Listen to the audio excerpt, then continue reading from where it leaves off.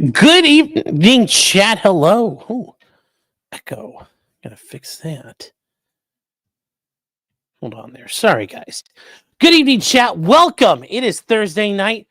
What better time for the Thursday night show once again? Because otherwise, it wouldn't make a whole lot of sense. So if you guys are new, welcome. My name is Sean, also known as Potentially Criminal. I'm an attorney in the Cleveland, Ohio area, and tonight we got a lot to talk about. We got happenings. We got some funny stuff, and then we've got some stuff you're like, it's going to make you shake your head. And yeah, overall, this is going to be a pretty lighthearted show compared to other shows we've had. I know we've had some of them where they've been kind of rough and they talked about some serious topics, things like that. I know at times that's happened here, but this is going to be a good one. We're all going to have many a chuckle. We're going to have many a lull, as it could be stated. So I do want to thank everybody here. So we are live tonight. We are live tonight on Rumble. We are live tonight on Twitter. Live tonight here on YouTube, obviously. That's where most of you are. I mean, heck, there's like 380 of you here on YouTube. So thank you. And then last but not least, chat, we are live on Locals. And if you want to use Locals, you know, it's Locals is everything we wanted Patreon to be without all the communism attached. So it's got a lot of benefits. So if you guys go to potentiallycriminal.locals.com, you can join us just like Patreon. It's free. It costs you nothing to join. And then from there, you guys could do all kinds of things. You could post on the wall, all kinds of things like that. I can respond. You can respond. We can all have a fun time. That's free of charge. There's a lot of things we also do that are additionally free. For example, for like Stream Snipe and Kino Casino, that's free. Mr. Mediker's on, that's free. If we happen to be doing Formula One, for example, I love Formula One. Yes, I'm a Tifosi, and it's a rough life out there, Chad. It's a rough life out there being Tifosi right now, but you make do. You make do. But with that being said, what you do from there is we watch the races, we hang out together, we kind of like live watch. It's a lot of fun. We get together and well, if you happen to like McLaren, this has been a great year, but otherwise, a lot of us have had to suffer. So that is kind of where we are, but you could join us there. It's all free. At that point, hold on here. What am I looking for? Well, if you wish to join us, though, guys, we do have some specific kind of paid content, some stuff for the members out there, the people that support. And you can join us with the promo code SUMMER 2025. We got to be careful using the whippets. You don't want to get your fingers turned in blue. You don't want to suffer from extremities. You don't want that to happen to you, chat. But use the promo code SUMMER 2025. You get access to the live shows. We do 2 live shows a week. We do one every Monday night. We do one every Thursday night. So right after this, we go hang out. And since Kieran Reed ended early, guess what? We're hanging out, chat. We can talk about all the things we can't talk about here, all the things YouTube won't let you talk about. It's a fun time. It's a very fun time. I highly recommend it. Obviously, I recommend it, but that is something you guys can do if you wish to join. Once again, new promo code SUMMER 2025, and you get 1 month free access. No obligation after that if you don't wish, but I think if you do it, you're going to love it. So quit doing whippets. Enjoy summer 2025, chat. I hope to see you guys there. And also, chat, we also have a free live stream going. The live chat that goes on during the show, there's some people in there. You could see all the words you can't say here on YouTube. You could build the towers you can't build on YouTube. And if you say something that's funny and I can actually use it, I'll talk about it. But right now, like Ag Biochemist said a word I can't say. Nick Kreuzer said a word I can't say. So I can't do that. I cannot do that. So I hope to see you guys there. All right, chat. All right. And then real quick, guys, I just want to get through while we're here. We take about 10 minutes, but we're going to blow through all the stuff here quick. Got a couple of our sponsors to get out of the way tonight. First sponsor of the night is, guys, at dragonstreasure.com, run by the T-Man himself, and he doesn't do whippets. He don't tolerate that nonsense. He's too busy selling tea, coffee, and soaps for all your needs out there, guys. Check him out, the dragonstreasure.com. Promo code criminal gets you 10% off. And I know I mentioned this before. T-Man's having some hard times right now. He had mentioned that to me. And guys, help him out. Show him some love. And I already told him, man, whatever you get with this 10% off, that, you know, because that's part of that goes back to the people. That's why people do this. I told him, man, keep it. Whatever you need, you take care of you. Square up with me down the road. It's all good. So help out T, man. I think he could really use the help. I know he would appreciate it. Buy the man's tea. Buy the man's tea. Our other sponsor tonight is the MAF Corporation. That's right, chat. MAF-arms.com. Use a promo code POCCRIM. It's summertime, chat. Get those wind chimes going. You know where to go. You know what to do. It's Fudbusters. Matt LaRosier. Show him some support out there. And remember, chat, if you write in the checkout box that you want a lipstick kiss on your invoice, he will do it. And then 5 orders $500 or more. Ivan, the spinning rat himself, will do it as well. So get to buying, chat. And then last but not least, chat, we have Stoney's Bar and Grill. That's right, chat. Stoney's Bar and Grill at 158 East Broadway Street in Rockville, Minnesota, chat. That is right, chat. Stoney's is your place to go for the summer. They are back on summer hours. It's a great time right now. Thursdays are bike night. Take your hog. Go right in the middle of Rockville, Minnesota, and crank your hog out in the street in front of everybody at Stoney's. It's a great time. Heavenly Hog Roasting is out there. Actually, they just wrapped up, but they've been out there. It's Stoney's, the home of the $2.50 cans on Thursdays. What better way to usher in this super short week? I mean, this week has gone by for me. I don't know about you guys. Even though it's a normal weekend, it's still going to be a good weekend. It's going to be nice and warm. Stoney's has been open since 11. You know, guys, tomorrow they are open at 10 a.m. So if you really got to get your drink on, you can do it tomorrow. So take advantage of that. Take advantage of that. Guys, you know, this weekend is celebrating 15 years of Cheetos owning the place. The Mystery Machine is going to be there Friday. Grunge Box is there on Saturday. And before we forget about it, chat, we should really, you know, do this because we want to help the community. We want to help the community, take care of people. You know, we love our cops. We love our law enforcement. You know, to quote Baked Alaska. But anyways, they're doing a Ride for Heroes supporting the Rockville Fire Department. What better cause out there, chat, than the firefighters? It's a motorcycle run starting at 10:30 a.m. on June 7th. The ride leaves at noon. It's a $20 a person. You get food after the ride. You get free camping. And then apparently you're going to get to dance around in the street. And you know what? I can't promise things, but maybe you'll do some naked twister out in the street. I mean, it's one thing to do it on the patio at Stoney's, but like, you know, with the traffic being held up, and it's going to be like a street fight. It's going to look like a Street Fighter level. You know, people are fighting in the street, except this time they're doing naked twister. You know, I think Aaron might, he hasn't said anything about it yet. Aaron, that's a free one for you, man. That's a free one for you. That's a free one for you, chat. So hope to see you guys at Stoney soon. But will it be gay? It's only as gay as you want it to be. Can you crank your hog on the twister, Matt? I don't know. I mean, that's going to be up to you. I mean, you're going to have to talk to him. Yes. Support the firefighters. Yes. All right, chat. All right. So I think we're ready here. I think we're good to go with those. Siren the Cat says, happy birthday. Well, thank you. Dolly Talk. How you doing, Dolly? Says, happy birthday, Sean's mom. Thanks. I guess every day is somebody's birthday in my family, apparently. Katie's been a member 15 months. Thank you, Katie. Says, hi, Sean's mom. Did my mom really pop in here?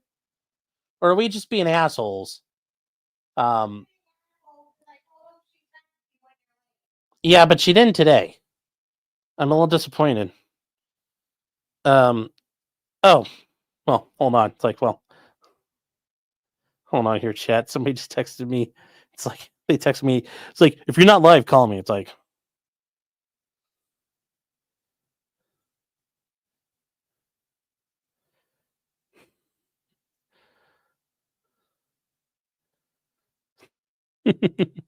but thank you, Katie, for 15 months. But yes, hi, Sean's mom. Well, thank you. All right. Whiskey 77 says, I have an update. Ag biochemist has informed me that he now has a poster of Brendan and Lally up on either side of his bed was posters with Judson with hearts on it. My mods are so gay. My mods are so gay. I don't get it. And then no for 5,000 Argentine pesos. That's right, chat. You know what? Red boys are red boys are red boys. It's all good in my book. The title made me think it finally dropped. Fuck you, Sean. P.S. My kingdom for a crypto address. I gotta set it. I gotta link my wallet here. I'll do that. I keep forgetting to do it, so I'll work on that. Bad Weather Biker says F1 is cool. It is. World Racing Championship and MotoGP are better. Yeah. I mean, a lot of racing out there is good. Formula One's still not bad. So, thank you for the super chats, all you guys so far. A couple more though. We're ready to keep going here. Oh, hold on. EDW Raptors member for 21 months. That's a long time. Thank you. Says, it's World Rally. Sorry, guys. Sorry, Maddie. My apology. I wasn't thinking there. Can we get a 10-minute chair stream in honor of a non-practicing attorney? No. I value my time here. We have to get stuff done. But thank you for the support, man. 21 months. That's crazy. That is crazy. I appreciate that. I know a lot of you out there, support in other ways, but, it's just seeing the numbers like that's cool. So, all right, Chad. I guess we'll get to. I don't really know how. Well, yeah, we'll get to it. Chad. This is the big thing. I think we're going to start off with it. Everybody's been talking about it. Everyone's been talking about it here. I mean, there's no other way to address this. It is time. Well, chat. I mean, just take a deep breath when I tell you about this. Some of you might question your faith in humanity. Kim Kardashian got her law degree. It actually happened. It was a real thing. It 100% happened. She has gained a legal education. It's the next step, passing the bar. So after 6 years of studying, she was able to complete her law degree. This is after passing the baby bar and other things like that. But she got to do it without going to law school. Now, how does that work? Well, there were no. This is one of the few states where you could still basically do the apprenticing at law. Now, that's called studying law, reading law. But basically, you act as an apprentice and you work for and with attorneys, and you demonstrate your knowledge and you take some tests, and you can be granted a law degree. She can't take the bar, though. She has to still take the bar, though. She's not all the way done. It's because the traditional way, you would just study at law and then, yes, you're an attorney. But we don't let you get that far anymore. So she's still got to go in. Tia Nina is saying, is she going to stick this up her ass, too? So anyways, she did get to it. And you know what? Honestly, it's not easy. And I'm curious to see how this goes forward. But, guys, like Kim Kardashian has actually done a lot of stuff.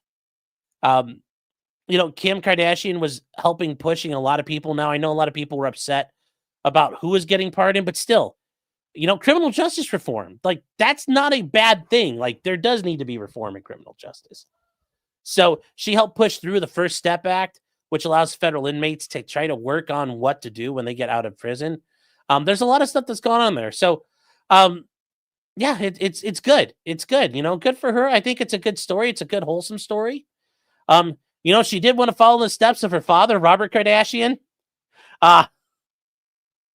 Which, if you guys don't remember, he was part of OJ's dream team. He was OJ's friend and likely helped hide the murder weapon. Did I say that out loud? I didn't say anything. Did I? Chat, shush. I didn't say shit. I didn't say shit right there. So just, you knock that off. I didn't say he hid the murder weapons. I did not say that. I did not say anything like that at all. I suspected doing it. We don't really know. Anyways, and he may have been put on the legal team so that way he couldn't be like questioned or anything like that and called as a witness. We don't know. Oh, hold on, chat.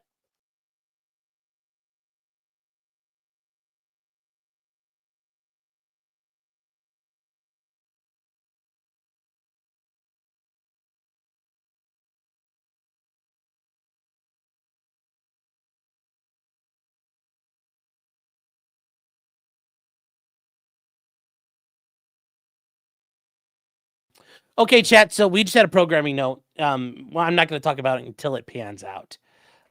So there you go.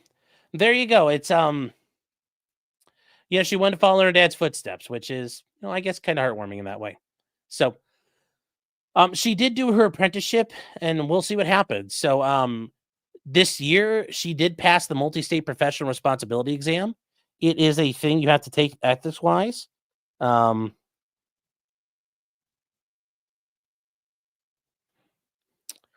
So she did pass that. You have to pass this everywhere in the United States. Every state requires it. I had to take it. It's a separate test. You take it independently of the bar, and you can actually take it in the middle of law school. I took it so I went part-time the whole time, so it took me 5 years. I went in my third-ish year, I went and took it. So that was important. To get it out of the way. It's a pain in the ass. But the neat thing is once you're done with it. So that's what Kim did. It's good news there. Good news there. Okay. Who's been informed about Gabe? Was Gabe here? I didn't see. I couldn't see.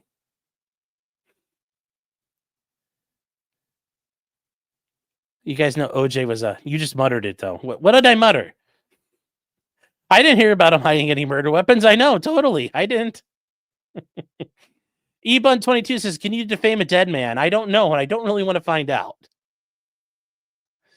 Although I love how they talk about all this for Kim Kardashian and not the fact that her claim to fame is getting bawled out on the internet. But hey, that's it is what it is, chat. It is what it is. So all right. Enough monkeying around here. Logistical Nightmare over on Rumble says, if the sandwich fits, you must eat it. Yes. Somebody over in X says over in in local says another retarded attorney in Cali. Yay. Well, can't always be that bad. Can't always be that bad. Oh, she'll still be known for banging Kanye instead of getting a law degree. Well, yeah, but it was Ray J that she got famous for. So yes, it's on Cole. Well, I mean, there are those theories that OJ was her dad, actually, and that Robert wasn't the dad. Like OJ and Robert Kardashian were like friends, and there's a lot of rumors that I'm just saying that Kris Jenner may have paid her toll a little bit too, just a little bit. All right. Do they have a cover? Yeah, kind of, maybe a little bit. So, that's the other sister, Chloe. Oh, okay. Well, that's the allegation there. I don't know. OJ's Courtney's dad? I don't know. They're all the same to me. My policy, one moron for another moron. I don't know. Too many half Armenians running around.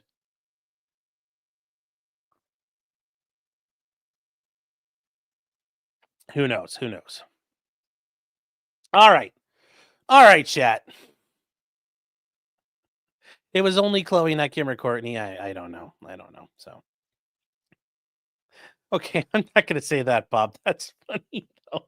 All right, moving on, chat. The real update, chat, is about the Rekieta question, the Nick Rekieta saga, and some body camera footage. That's right, chat. We do have some interesting information. We don't have it yet. But, read my super chat before you move on, fat man. Okay, fine. Where's your super chat? Brewberries for $2 Australian dues says, wasn't he hired just to get covered by privilege? Yes. Attorney-client privilege, and also just the idea that he couldn't be subpoenaed as a witness to testify if he's an attorney. Yes, that was 100% a lot of the theories there involved in it. Yeah. And also because he was likely possibly an accomplice. Nobody really knows for sure, but there's a lot of theories that he may have discarded the murder weapons and tried to hide evidence. So yeah. Yup, that's a thing. That's a thing. All right. So let's get to this. What's Gabe Hoffman claiming? C-Star. All right, chat. All right. So if you guys remember Nick Rekieta from Rekieta Law, small law firm in central Minnesota, back as his channel started backsliding, kind of disintegrating, a lot of people, especially like Andy Worski with his PhD in cocaine studies, indicated that he believed Nick Rekieta was taking part in cocaine. Well, after a while, things kind of all disintegrated. He ended up getting into the swinging polycule with Aaron Imholt from the Steel Toe Morning Show and his wife at the time, April Imholt. And about this time last year, remember, last Friday was the arrestiversary, as Nick liked to talk about it. The anniversary is him getting arrested as a result of a raid by the Kaneohe County, Minnesota Sheriff's Office on his home in Spicer, Minnesota. In the home, they found at the time about 26 grams of cocaine, which later pled down to 19. I mean, what's 7 grams amongst friends, really, when you're talking about it? What's really 7 grams amongst friends? Anyways, he pled down to 19 grams of cocaine. With that, Nick is entered into a diversion program where he basically has to comply with the terms and conditions of probation, follow treatment, and basically be a good little boy for the next 5 years, and they'll dismiss the case against him. At the time in his home, April was there being, the side piece, and Kayla was there being, I don't know, whatever you want to call her at that point. It's up to you. Be creative. So they found the coke all over. They found the coke in the bedroom. The house apparently looked like a Haitian refugee camp. And on top of this, Children's Services got involved, took the children from the home because of the drugs being found in the house. But also, I mean, there were reports from members of the church community where these kids were involved in. The kids were smelly. They weren't being cared for. And just overall, like you'd argue, not abuse, but neglect. Now, after months and months and months and months and months, allegedly, according to Nick, the case is done and over with. Although the easiest way to tell us that or show us that would be like, a judgment entry from the juvenile court saying like this case is closed and terminated. Because those things do exist. You could always show us, but who knows? Who knows if it's really true? With that said, Nick was able to throw himself on the grenade rather chivalrously, given how he's handled himself lately, to protect not only Kayla from felony charges, but also April from felony charges. Although I think it's pretty clear he mainly did that for April, not necessarily for Kayla, but hey, he gets to look like the stud for once that he keeps talking about. Like, saving the women folk. Very noble. Very noble. Now we are to the point of the body cams. So the police wore body cams. They went into the house. They searched the house. And, as part of newsworthy stories, we would like to see what's on those body cams. Well, today something got filed by the prosecution in this case. And it's interesting. It's very interesting, and it's very revealing here. So what happened? Well, I think, all the things Nick Rekieta stood for, I think, are literally crashing and burning before our eyes. So a notice of motion and motion to correct court records. Okay. So what is this? To the honorable judge and the above named defendant and defendant's attorney. Okay. Please be advised the state of Minnesota brings the following motion. The state of Minnesota moved the court as follows. For an order or any such action it deems necessary to correct court records, which is true. You have the right to have records corrected. The court can correct records on its own. It's called a nunc-pro-tunc entry. To properly reflect, the 2 body cams were never offered or received as exhibits at the omnibus hearing. So, what do you want them to do? I mean, they're on the record. They're admitted into the record.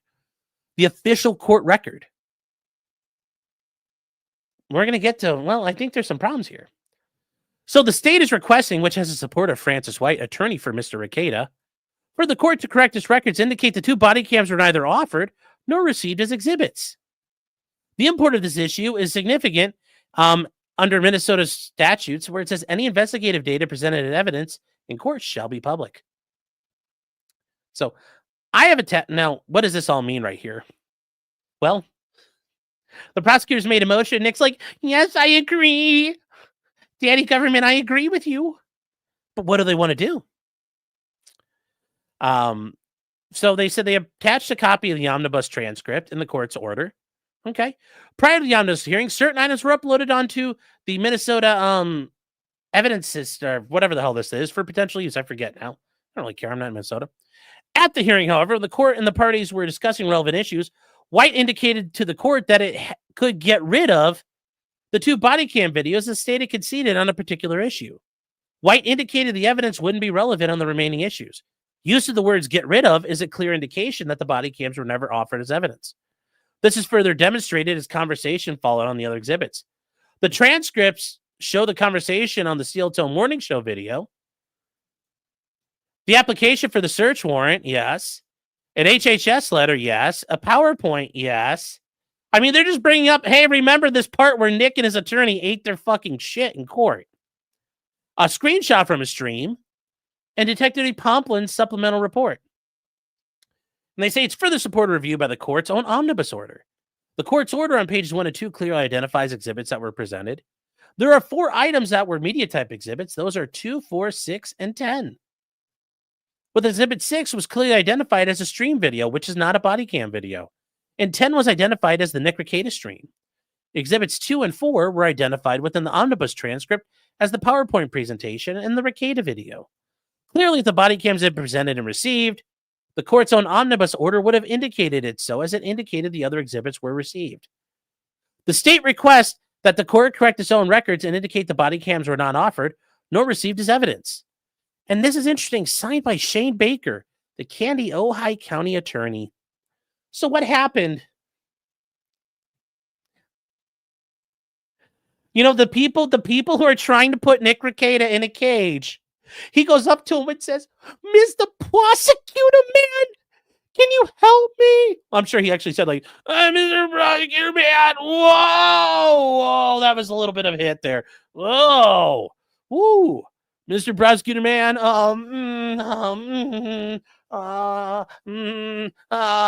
can you help me do something, Mr. Prosecutor Man? We need to stop the Steel Toe Man from winning again. We can't let Keanu win again. We can't let the Kiwi Farms win again, sir. Help us. Help me. Please. Please. Please help me. Please. I mean, that's the best part of all. Yes. On my shirt's blue. But yes, while he's saying this is blue, he's like, look at my blue fingers. Help me, help me. It's like a black woman going, help me. Oh, Lordy, help me. Running up to the government and tugging at their skirt. Please help me, Mr. Government Man. Oh. You know, I guess that, hey, free speech, transparency, sunlight. I guess that was all just, lip service. Sunshine being the best disinfectant. I mean, where did it all go? Where'd you go? I miss you so. It seems like it's been forever since you've had a show. Please abandon your hose. Nick, where were you, man? Where'd you go? You're like Mr. Freeze Peach. You had more frozen peaches than Walmart does in the frozen food aisle. Not anymore, though. Not anymore. Not anymore. Begging the government to help you out. I guess it is what it is, chat. I guess it is what it is. Yeah,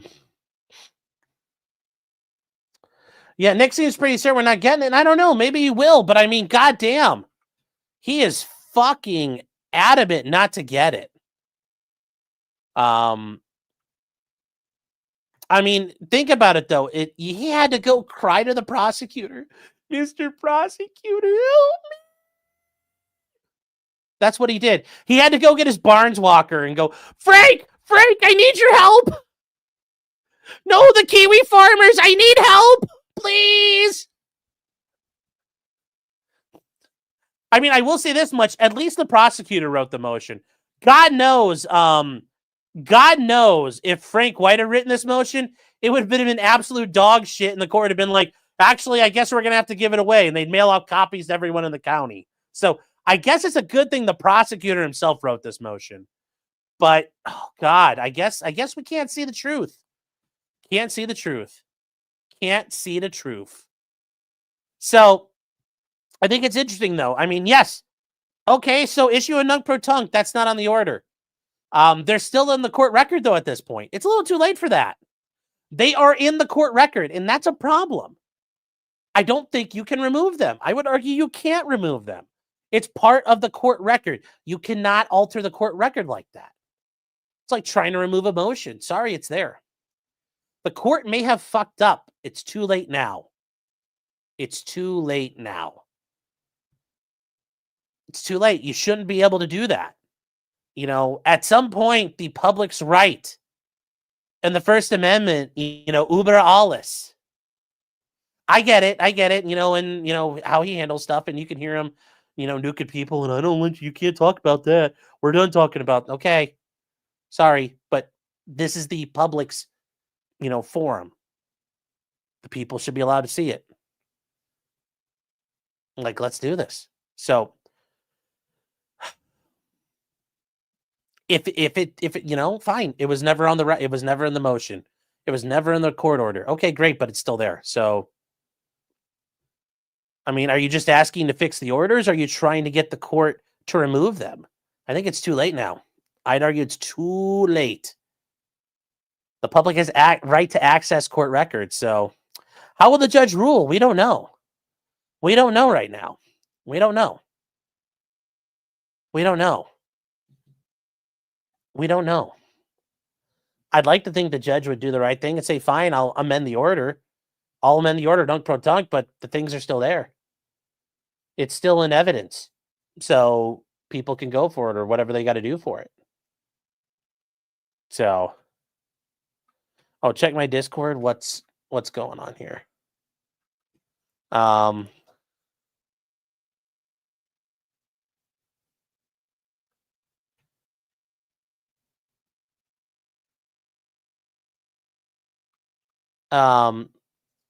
Okay, well, I don't know how much of that I can confirm, so I'm not going to say anything about it.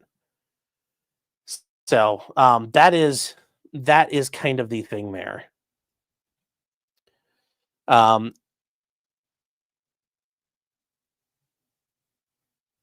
don't think it has anything to do with what happened this morning. Nate says, how did the whole team working together get caught by surprise on this? Which team? I don't know. Are you talking about Nick's team or what?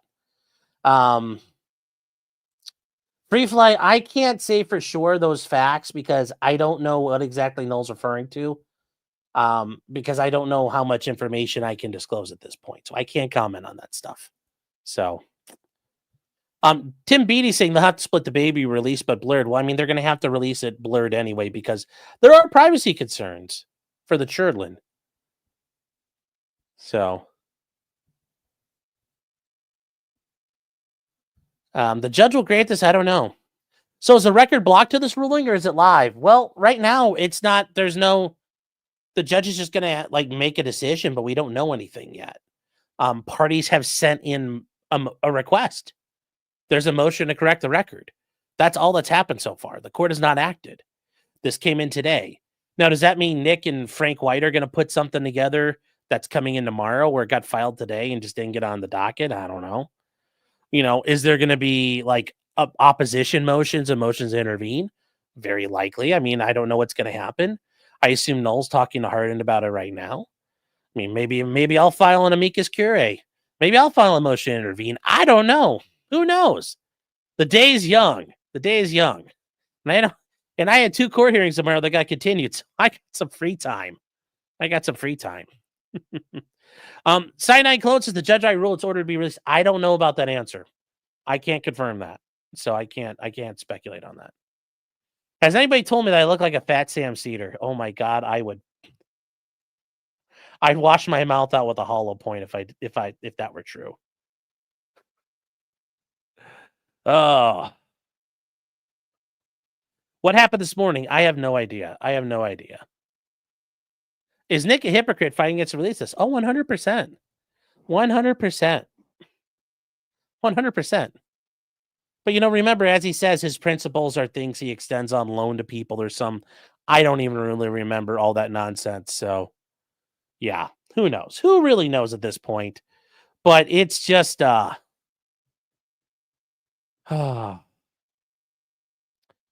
trying real hard. He's trying real hard not to show something. So, I hope Nick isn't paying his attorney with super chats. Well, I don't know. I think mommy and dad are scratching those checks. Hold on one second.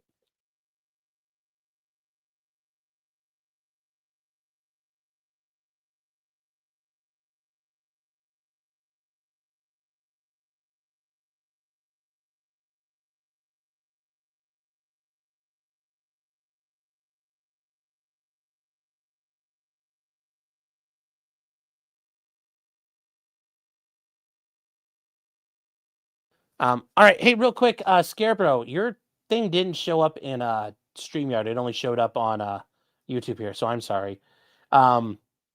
Scarecrow for $4.99 says libertarian, court transparency advocate. Nick Rekieta colludes with the state to hide the malfeasance by the Candy High police that he himself alleges. I know, that's the funny part. I thought we were going to see this is all wrong, and this was all just, as he said, a game of telephone, or, he says they're lies, but they have truth in them. So are they true lies? Is he trying to come up with, we already have a movie called that, Nick. You can't use that.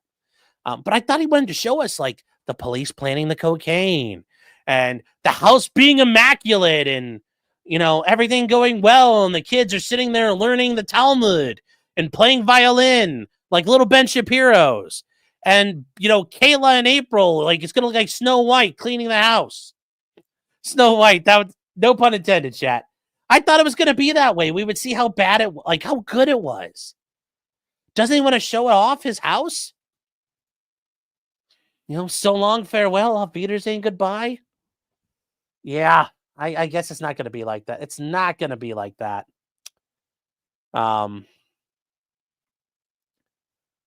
So, Just Me says, I'm a pothead, but I don't have 5 kids. Yes. Internet Best Friend says, there an update? Yes, war. Hold on one second. Chat again.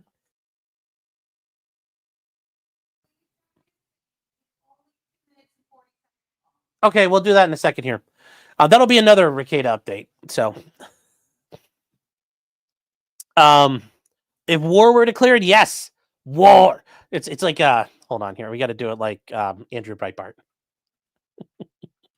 Got to do it like Andrew Breitbart. War. We're going to war, chat. Strap up. Tool up, chat. It's time. All right. All right here. So, can we go back to Kim? That was way more funny. Yes. All right. Yes. Well, I miss Andrew Breitbart as well. So, yes, Josh says he does have written accounts for people have seen the footage. Yes, I have heard that as well. I have heard that as well because people went to the courthouse and got a chance to look at it. The secret's out now. It's too late. People have seen it and they've written their accounts. And I may have seen 1 or 2 of those accounts. And holy shit. Holy shit. All right. I'm having too much fun. You're right. I am having too much fun with this. Too much fun? What's that mean? It's like too much money. Ain't no such thing. It's like being too lucky or a car too fast. It's impossible. All right, guys. So with that, there is another update involving Nick. This one's not as it doesn't really have, well, I don't know if you want to chalk this one up to hypocrisy or not, but it is a case. And it is a case involving Nick Rekieta and Montegraph. If you guys remember Montegraph, Nick has accused him of being a pedophile or sucking little boys' penises or something. I I don't remember it as what Nick said, but Nick had the chance just to, like, be honest and be a man. Be like, hey, man, I'm sorry. Hey, I'm sorry. Like I did. Hey, I was wrong and I apologized. Well, in the meantime, new attorneys have entered the battlefield. New attorneys have entered the battlefield. And one of them is one you may know of. And it's very interesting. It's interesting what happens in the world and how things work and how, people find themselves in places. Well, we have an interesting update here. This one is a new party has entered the fight.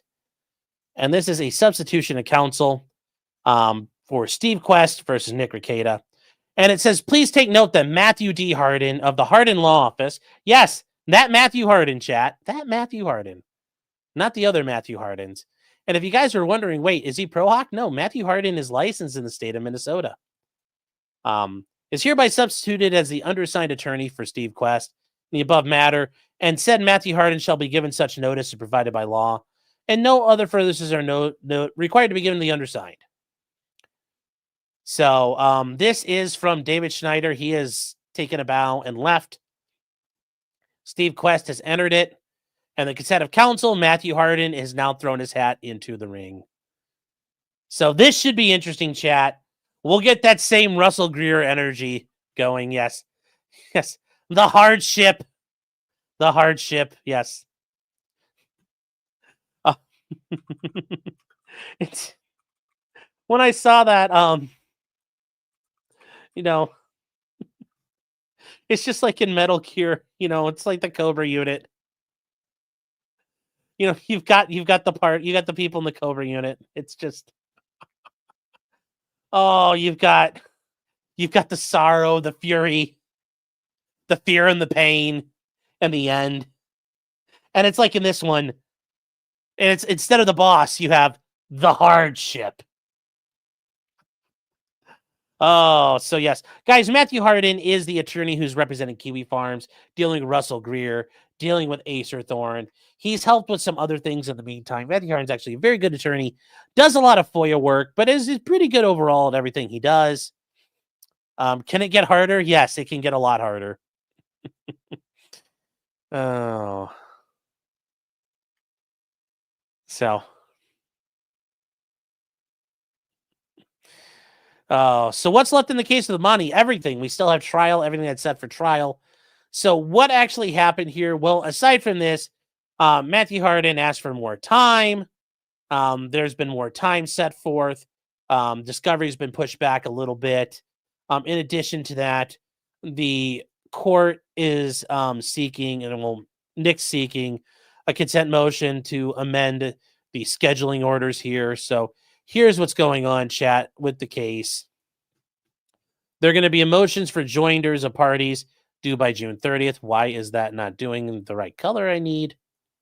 There we go. Motion to amend pleadings is due by the end of June. Discoveries will be completed by August 7th. That's the current thing. They want to amend it out. They want to take about time here. They want to stipulate to everything being extended by 120 days. So at the very least, they're going to extend things out, but that's what they'll do here. So they want to extend it by 120 days, and they want to vacate the trial date. So that's what they're doing. And the court should grant, that's a thing here. It's not a big deal. This is very common. A new party has joined the case. We need to work on stuff.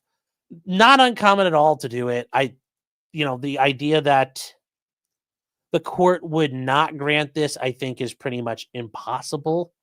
But we'll see. We'll see what happens. We'll see what happens there, chat. In a wonderful sense of irony, this is the lawyer he introduced himself to Josh. Yes. Yes. Yeah. So that is the irony of it all.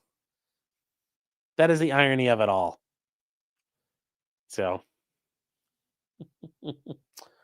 Hardin's going to add some more zeros to Randazzo's bill. Oh, you best believe. You best believe. Now, Montegraph, I guess something just came out here, and I said I was told we need to. Okay, so apparently, all right, chat. So if you guys have never seen Montegraph, this is Montegraph on his channel called Montegraph. I mean, that kind of makes sense. Apparently, this is something he just put out. I was told to take a look at this.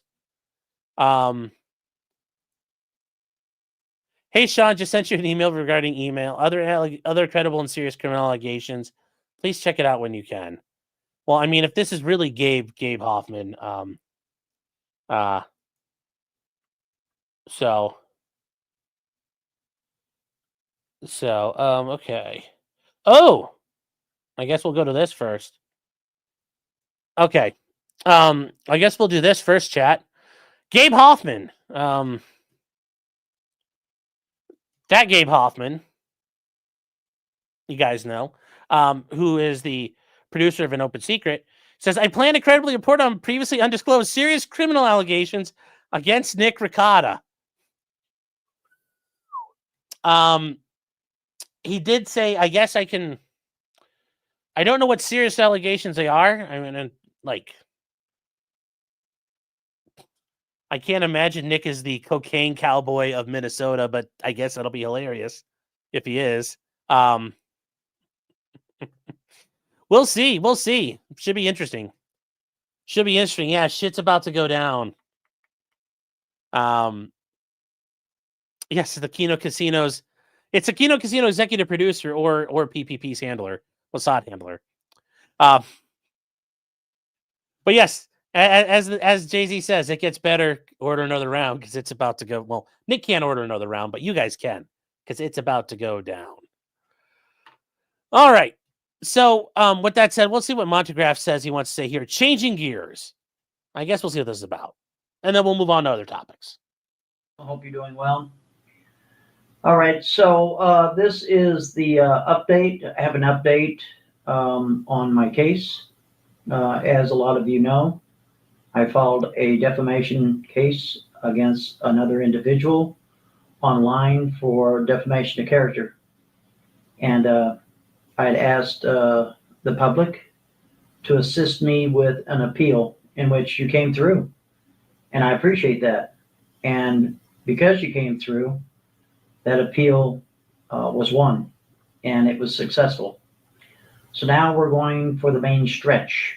I wanted to say big stretch right out the gate that Dave Schneider is a fantastic attorney, and he'll always be a fantastic attorney. And it was my choice to switch gears. And the reason why I did that is because Mr. Matthew Harden has experience in social media and online types of things. So it is my choice to switch those gears and try our very best to get into the courtroom and have my day in court. So what I'm asking is, I'm sure there's probably 5,000 people somewhere in the world that has known me since I've been on YouTube for 19 years this year, July 4th of 2025. And if 5,000 people would afford me $17 each, I would be able to reach my goal. My attorney has stated that it's going to be quite expensive to get there. And like I said, I'm worth a popsicle stick and a shoestring, but it doesn't matter. My reputation means a lot to me. And anybody else in my predicament, I would hope that you would do the same. So I'm asking on all of my allies, my friends, and for the people that have supported the Monograph channel and myself to think about it at least. And again, I'm looking for 5,000 people to afford me $70 each to get me my day in court. I'm monographed and can't speak freely or simply not free. Thank you. Okay, chat. Well, there you go. There's the GoFundMe for Monty, if you guys want to do that. I mean, it's interesting. You know, we're talking about free speech. It's like, who actually about that life? Who's standing on their business? Who's spanning on their business right now? Yeah, Just in Times is based. I mean, Like I said, you guys might not like Monty, but I mean, it's about standing on your principles. So, Garrett Pace says $17, by the way, chat, is 1/3 of a KNU. That is actually good information to know. That is good information to know. So, Orion Galaxy says, am I advertising this solution? Hey, a means to an end, my white friend, a means to an end. A means to an end. You know, the fates send their comeuppance to people in various ways. It just all happens. Yeah, free speech is expensive. Defending free speech is expensive. So, Unforced Ego says, Monograph probably always liked. Well, actually, I doubt Monograph needs Rugiet or a Baldo, so that he's already got that going for him. Probably always likes stomping Rugiet Baldos, yes. He said 17. Yeah, could this be bigger than Monty? I guess. Might be bigger than Monty, chat. Yeah, it's not about him. It's about the message. Something to think about. It's about sending a message. Remember, as the Joker said, it's about sending a message. And hey, I thought the Joker was cool, so we should send the Joker's philosophy should be adhered to. Jacob's Proud Madre for $5 says, I always look forward to watching you suffer. Well, thank you. I'm glad 2.0 just said holy shit, but I'm glad you put the period there because I was about to say it's like you like watching me suffer. Well, I guess that's something you like. Joseph Patton says total Keanu victory. Yes. As I said, chat, Keanu walked into that thing. She walked into the Rekieta train station and pulled out her clacker and just went boop right in the middle of rush hour. And the carnage was beautiful. You know, many Allah, as that happened, all I could think to myself was, inshallah, the will of Allah shall be done. Tia Nena has been a member 14 months as Katie won by 1 month. Lol. Well, thank you for being here, Tia. I appreciate that support. 14 months. Thank you. And then Shree says for 17 months, spill the tea about the body cam, Sean. Thank you. And then Charlie is saying, is it true that Josh's bussy got depth tested by Rekieta? I don't think there's enough Rugiet. Like, how's that going to work? They don't they'd have to put an insulin pump, putting Rugiet in the neck to get that to happen. Do they make it? Are there enough rings on the Baldo that they can do that? I don't think so. But thank you for your $5 doodles. Hold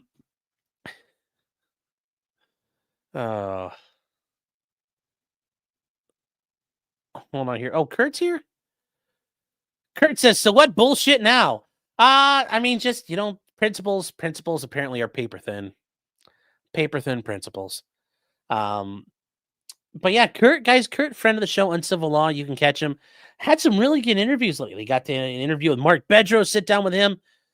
Sat down with Turtle Boy recently, too. Sat down with Vinnie Politan. It's Vinnie Politan, not Mark Bedros. Sat down with Vinnie Politan from Court TV, guys. That's a fucking good get. That is a monster one to get. I can't land Vinnie Politan. Like, what the hell am I going to do there? So there you go. I'm just saying, guys, that's some good stuff out there. So show Kurt, take a look at that. The Vinnie Politan one's actually really good. I liked it a lot. I thought it was very well done. So guys, take a look over at Kurt on Civil Law. Out there taking care of business. Doesn't even bother himself with all this nonsense. Kurt's just out there taking care of whatever he's got to take care of. Doesn't even bother himself with this stuff. Like a real king. So good, Kurt. It's good to see you, man. I'll be actually getting in touch with you probably tomorrow. I got some things to talk to you about. So, Kimbo says all super chats over $100 will be donated to Monograph. Thanks, Kimbo. Paul says, can you buy stock in the lawsuit? No, you can't. That would be funny. Though. Oh. Grassroots Hegemon says, I'm late. The attorney killer client for being an idiot. That seems fair. No, but we're going to get to that here in a second. We're going to get to that here in a little bit. And Whiskey, it's because it popped up right there. If Sean reads this within 3 minutes, I'll buy 20 subs. Well, that was right there. It's not fair, but I guess I saw it. Yes, Kurt runs a serious show. He does not concern himself with cucks. You know, and I guess that's a fair point, Jordan. I guess it's a fair point. But here we do. Here we do. So we consider ourselves a regulating communities. Okay, well, as promised, a man of his word, Whiskey 77 with 20 subs, making it rain, chat, just coming through and just finding the grays and hosing them down.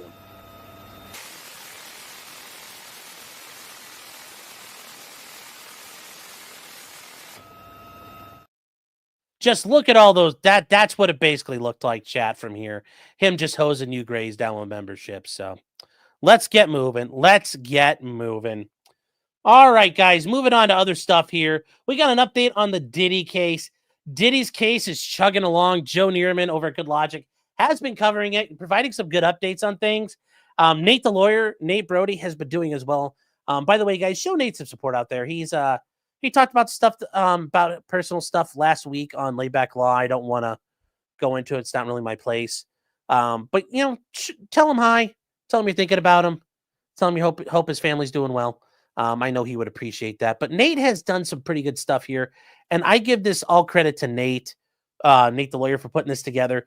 But this is kind of a breakdown of Diddy's case. Remember, Diddy's facing RICO charges as part of, basically, that he ran a criminal organization through his music industry to go forward and address all these things. Let's see here. Did I miss?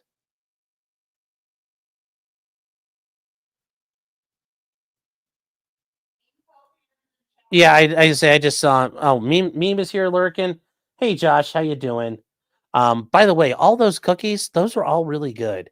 The only thing I'll say is like, those were good, man. But like, man, their strawberry flavor is like super intense. And then we'll be after the train. We are going to work on the Amato battleship, so that'll be coming up. But thank you again, Josh, friend of the show. Meme Copium does great stuff out there, guys. Check him out. So anyways, let's get on to what Nate has been talking about. Nate's been kind of breaking it down here. Nate has broken out all the things that Diddy is facing here in his indictment. And remember, with RICO, you only have to prove 2 of the predicate charges to establish RICO. But they allege kidnapping. They allege arson. The arson is involving what he did to Kid Cudi by lighting his car on fire. That's arson. Plus the attempted conspiracy, the bribery of witnesses, the witness tampering, the forced labor of trafficking of women and people, the sex trafficking, that's multiple counts of sex trafficking, the prostitution and transporting and inducement of women. Remember, that's the Mann Act violations. Those are the big ones. And then drug distribution, because they were using drugs at the freak-offs. Well, as all that stuff went, yeah, these are getting proved very well. A lot of these are getting proved. A lot of these things are getting hit. So it sounds like, yeah, he picked Kid Cudi in a dress. Yeah, he embarrassed a lot of people. He's had a lot of people testify. You know, all of his, a lot of the people we know about, names we've heard of people who have testified. You know, there's a lot of people out there as far as what's gone on. Like Cassie Ventura testified. That's the woman who got drugged down the hallway by Diddy. She talked about a lot of shit that went down. There's a lot going back and forth out there, guys. It's crazy. Sounds like Diddy might be going down, but remember, the defense's case is really going to get going here, so we'll find out. Yeah, Cassie got destroyed. It looked bad, but yeah, there's enough out there that all this stuff is happening. It's looking really bad for Diddy. But yeah, there's a lot of RICO predicates that are out there, and yeah, they made it look like Cassie liked that. Yeah. It is. It's. They made it look really bad, but it's. I don't know how well it's looking. The video of Cassie getting drugged down the hallway is pretty horrific. Oh, that is, I don't know. I mean, I've seen a lot worse domestic violence on video. I mean, that was pretty mild. There wasn't no blood. So, which comedian said he would never wear a dress? Cat Williams said he would never wear a dress. So there we go. Johnny Cochran couldn't save Diddy. I don't know about that. So maybe. So that is. BLT says, "Wait, is it happening?" No, the body cam's not out yet. There are some happenings in court though. We are going to war, chat. We are mobilizing. That's what's happening. We are on a war footing. So get ready. Keep your powder dry. Stay frosty. All those things. Stay switched on. So, yeah, cocaine and cuckoldry to beatings and baby oil. This stream is anything but dull. Oh, it's going to get better. There's even more stuff, chat. There's even more stuff. There was talk of a mistrial. I did hear about that too. I don't know how well that's going to work. I don't know what's going to happen there. If it does become a mistrial, though, that is going to be epic. I didn't get to hear all the information on, so I don't want to save anything. So I don't want to say anything about that yet. J-Rock says the verdict will 100% be guilty. Yeah, the feds are not going to do this they wouldn't have gone this far if they couldn't get the win. That is the one thing about the feds. They do not try cases they can't win. They're special like that. They're special like that. Okay. So that is the Diddy update. Moving on to Karen Reed, guys. Karen Reed case. The defense rested today. They ended on their expert, Dr. Welcher from Aperture. And Bob Alessi, the kind of the science guy in Karen Reed's team, today fucking tore him a new asshole. And really, he was hunting scalp. He was hunting for that guy's scalp today. A lot better than yesterday. I will say, ultimately, right now, though, if you guys want my honest answer, they have presented, if the defense quit and they didn't present a case, Karen gets convicted. There's no directed verdict. Karen's not going to win that. There is enough evidence here for the jury to convict her. I don't agree with it. I know most of you out there don't agree with it, but she could easily get convicted. And I think the odds of her getting convicted are still over 50%. They're not as bad as I thought they were, but what they needed to do with this witness, they did not get done. The amount they have to overcome is not insurmountable, but it's a lot easier if you go into this leaving that expert a smoking and burning, hulk on the water. They can use their experts from ARCA. They can use their other technical expert. They might be calling in some of the corrupt Massachusetts police as witnesses too. We don't know yet. We don't know their full plan. But Karen's got her work. The defense team's got their work cut out for them. They're going to have to be flawless, or she's done. If they don't, they have to fucking hit home runs. I mean, they can't afford to get creamed. If Hank Brennan creams them, or if Hank Brennan just fights him to a standstill and it looks like a draw, Karen's toast probably. That's the nature of it. I'm just telling you guys the truth. So it's very realistic. How much longer is the trial going to go on? Probably end of next week. So, yes, Bella, I did say the prosecution rested. I said that. They ended with Dr. Welcher. Yes, they rested. And now it's on the defense. If Hank creams the defense experts, it's over. So we'll see. We'll see. None of your business says her words are going to bite her in the ass. I don't think so. I mean, I think they're going to go with the I hit him is what's going to fuck her. So we'll see, though. We'll see. Did I say the defense rested? Okay, I'm sorry. The prosecution rested. The defense starts tomorrow. There. Okay. The prosecution rested. Defense starts tomorrow. Fixed. It's fixed. So her words are going to bite her. Like I said, I don't think so. You guys just being assholes. I understand, Angela, she didn't, but juries are stupid. Jurors are stupid. Remember what happened with the jury last time? They focused on the most retarded things. So we'll see. We'll see what happens.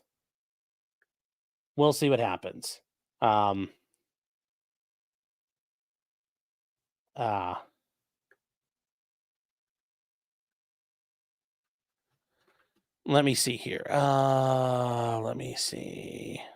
Something I need to hold on, chat. Where did this thing go here? I needed to check. Where is this? Okay,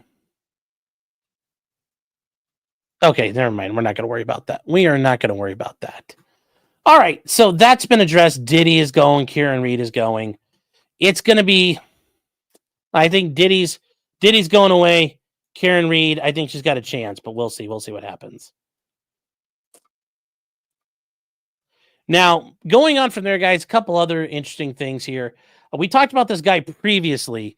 The guy who had been stalking Jennifer Aniston, which he's got this is like the most insane like picture you could have taken while you're going to court. This guy's been stalking Jennifer Aniston lately and ran the gate into her house, trying to get onto her property.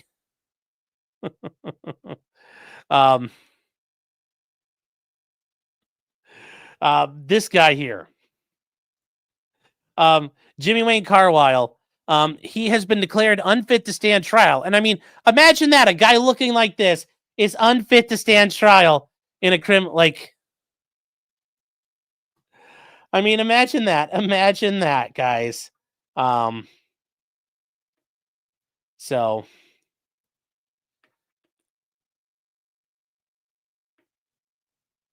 there we go.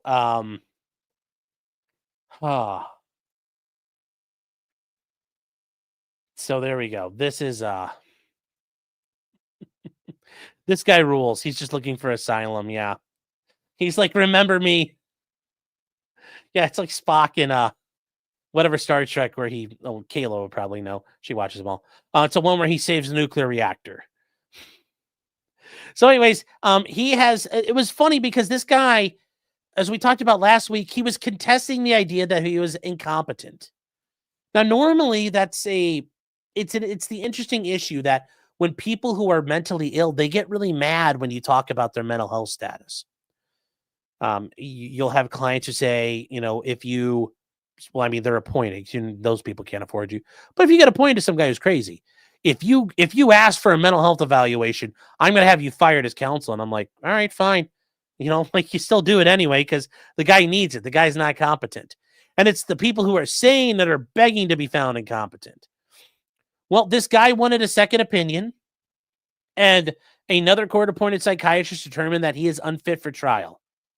They asked for a second opinion, and they said that he wanted to go to trial. And the second doctor agreed with the first today, and that's what we found out today. The second doctor's like, yeah, no, this guy's crazy. This guy is crazy. And they say, although it's not the outcome my client would have preferred, we'll submit on the report. So they accepted the determinations of the doctor. And really, ultimately, even if he didn't accept the determinations, that would just lead to a hearing where the doctor would come in and provide his statements and his opinion. And the court would make a determination, hey, is this guy crazy or not? And does he need to be restored? Is he incompetent? So that, regardless, that was going to happen anyway. Yes, he's... It was Star Trek II, The Wrath of Khan. Okay. I did not know that. So, but anyways, yeah, if you can see, he's also wearing the suicide smock. And if you guys have never seen it, that's what happens when you go to jail and they think you're a suicide risk. They let you wear that. It's basically like a toga that's made out of a moving blanket. So you can't strangle yourself with it. You can't hang yourself. It's impossible. You can't tear it. You can't do anything to it. And they're shitty and they don't work. So you never want to be in one. So don't ever go to jail. If you're ever in jail, don't threaten to harm yourself or they'll put you in that shit. And it's embarrassing as hell. Because like your ass is hanging out and you don't want it. You don't want it, chat. You don't want that. So the court found that he's not competent to stand trial. So that means right now the case is suspended until they figure out what they're going to do. So what does that mean for him right now? Well, they have to figure out how they're going to treat him. Is he going to be restored? Or are we going to restore him, or is he not restorable? Because remember, guys, even if he, being found competent to stand trial, he could still plead not guilty by reason of insanity. And I'm sure his attorneys would argue that. Remember, though, just because you get found NGRI, you're not home free. You go to the nut hut. You go to a mental institution, and you're there for at least a good portion of your sentence, if not the whole sentence. Matthew Harris has been committed to the Attorney General, and they're putting him in a mental hospital somewhere. And mental hospitals are awful. We've talked about this before. They are worse than prison at times, many times worse than prison. I've had clients who have been in mental hospitals, and they say that's a level of hell they're not prepared to go back to again. And one of them faked it till he made it and made it to prison because he didn't want to go back to the mental hospital. Like, it happens. It happens. Yeah. A lot of people would rather be in the jail than the loony bin. So he's going to be there for a while. And yeah, he may never, he may not get out for a while. So there you go. Autodoc says, how do you get a sentence once you're deemed incompetent? Well, the case is on pause right now. So the case, nothing's going to happen to him.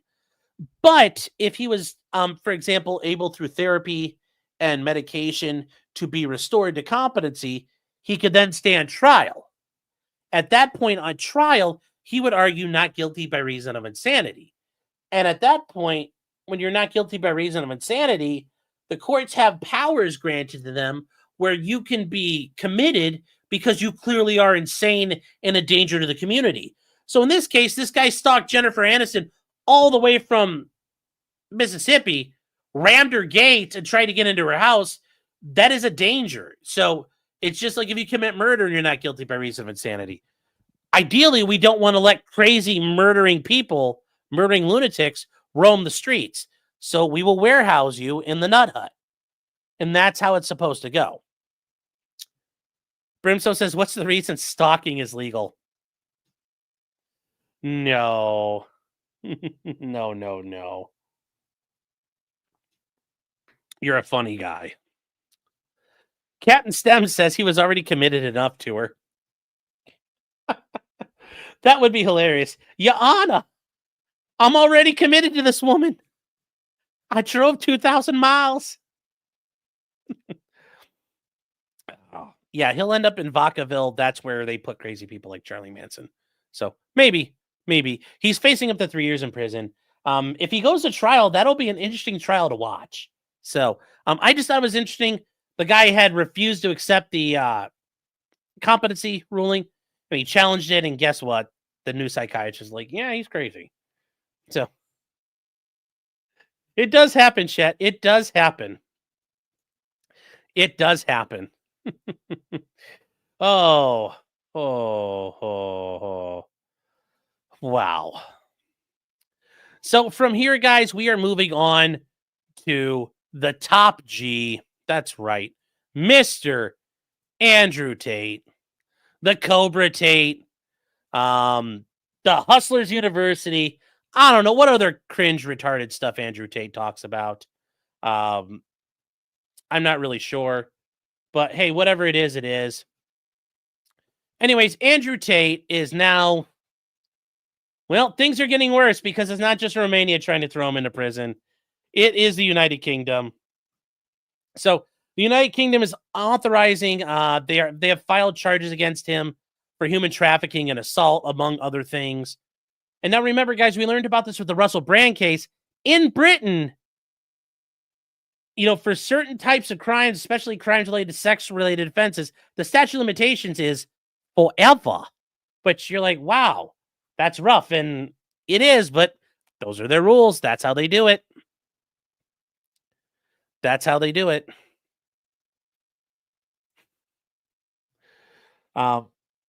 So what happened here? Well, we'll see. We'll go through this here. So the British authorities have authorized charges of rape, human trafficking, and assault against Andrew and Tristan Tate. So it's not just Andrew, but his brother.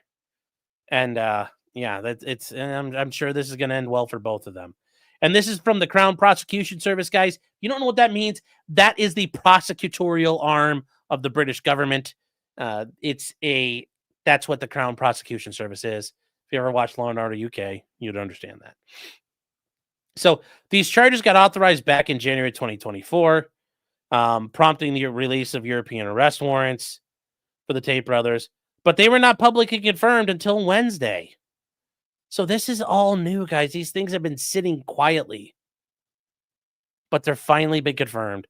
21 charges have been authorized.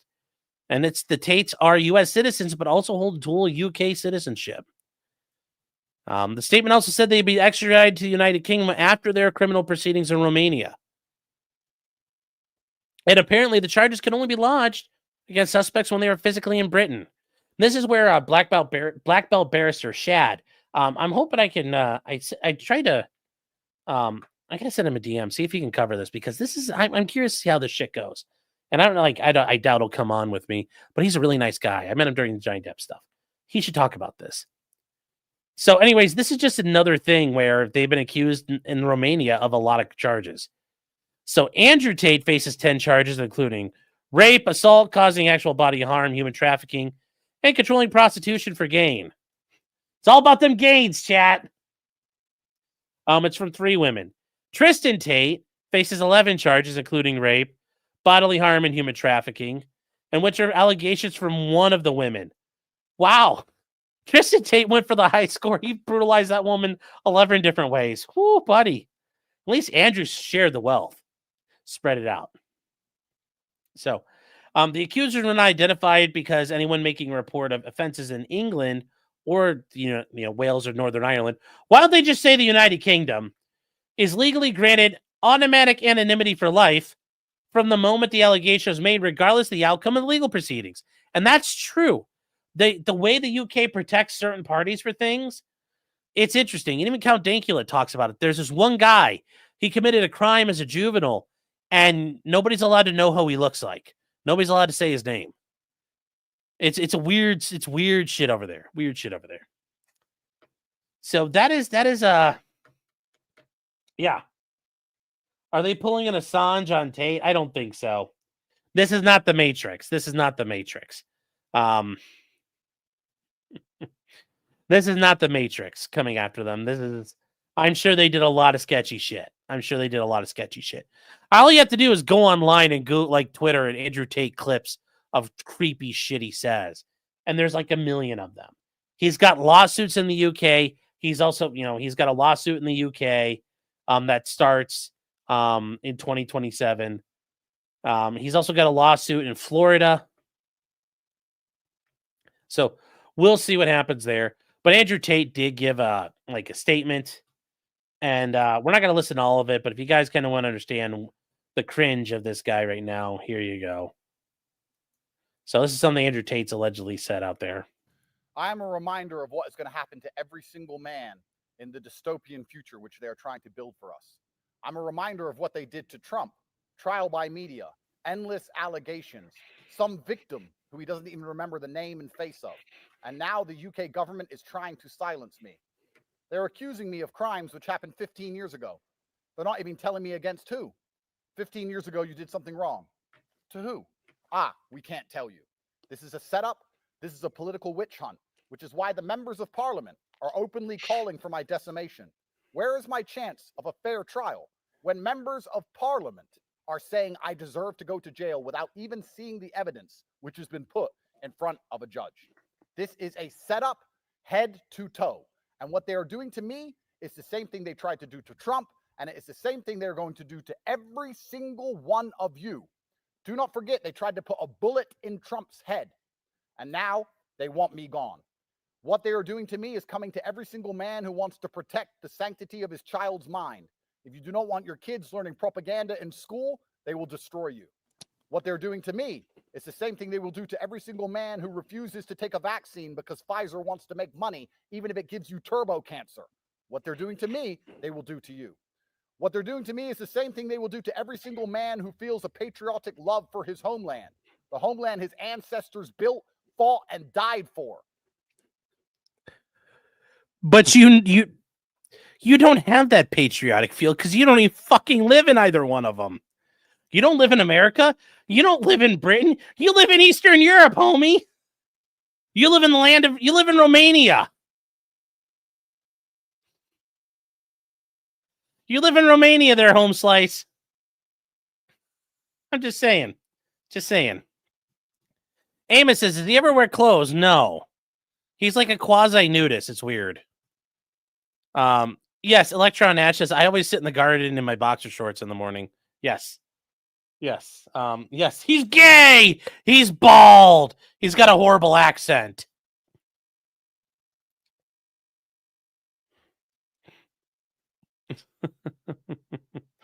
Oh, gosh. But yeah, there we go, guys. Things are not looking good for the Tate brothers.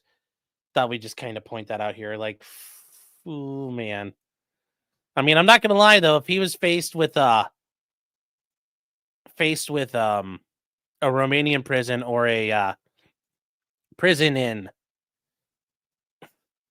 frickin' Britain, I think I'd take the British prison ultimately. So there we go. Somebody saying Tate's in I thought Tate went back to Romania. The Romanian courts ordered him back yet. Lou S says, any updated thoughts on Destiny's civil case? Yeah, I think, Pixie still has a case, but her attorneys are being really retarded. I did a update about 2 weeks ago, maybe, on the preliminary injunction she sought and why I thought it was retarded. I don't think the judge has ruled on it yet. I haven't heard anything, but I think it should fail. Her attorneys are doing a really bad job. That doesn't mean her case is bad, but her attorneys could fuck it up. So that's what I'll say there. Oh. So we got some super chats here to catch up on here too, real quick, chat. Well, a couple we got to get to here. Philip Coggins for $5. Thank you, Philip. Saying the whole Kim Kardashian situation is why Suits is the dumbest premise of a legal drama ever. Yes, Suits is an awful legal show. This idea that your attorney walks up to another attorney and always hands them a folder and that's how shit gets done. No. But I will say the part about a big firm like that and they're working till 10, 11 at night, that happens. And big law is putting a fucking gun, you want to eat a gun. People, it's not good. It's not good. It's not fun. A lot of those people lead broken lives. Whiskey 77 says, per Katie, EDW Raptor actually stands for everyone's dick welcome. Don't shoot the messenger. Internet best friend says, to be honest, you should do a stream on the advocacy done by OJ's team.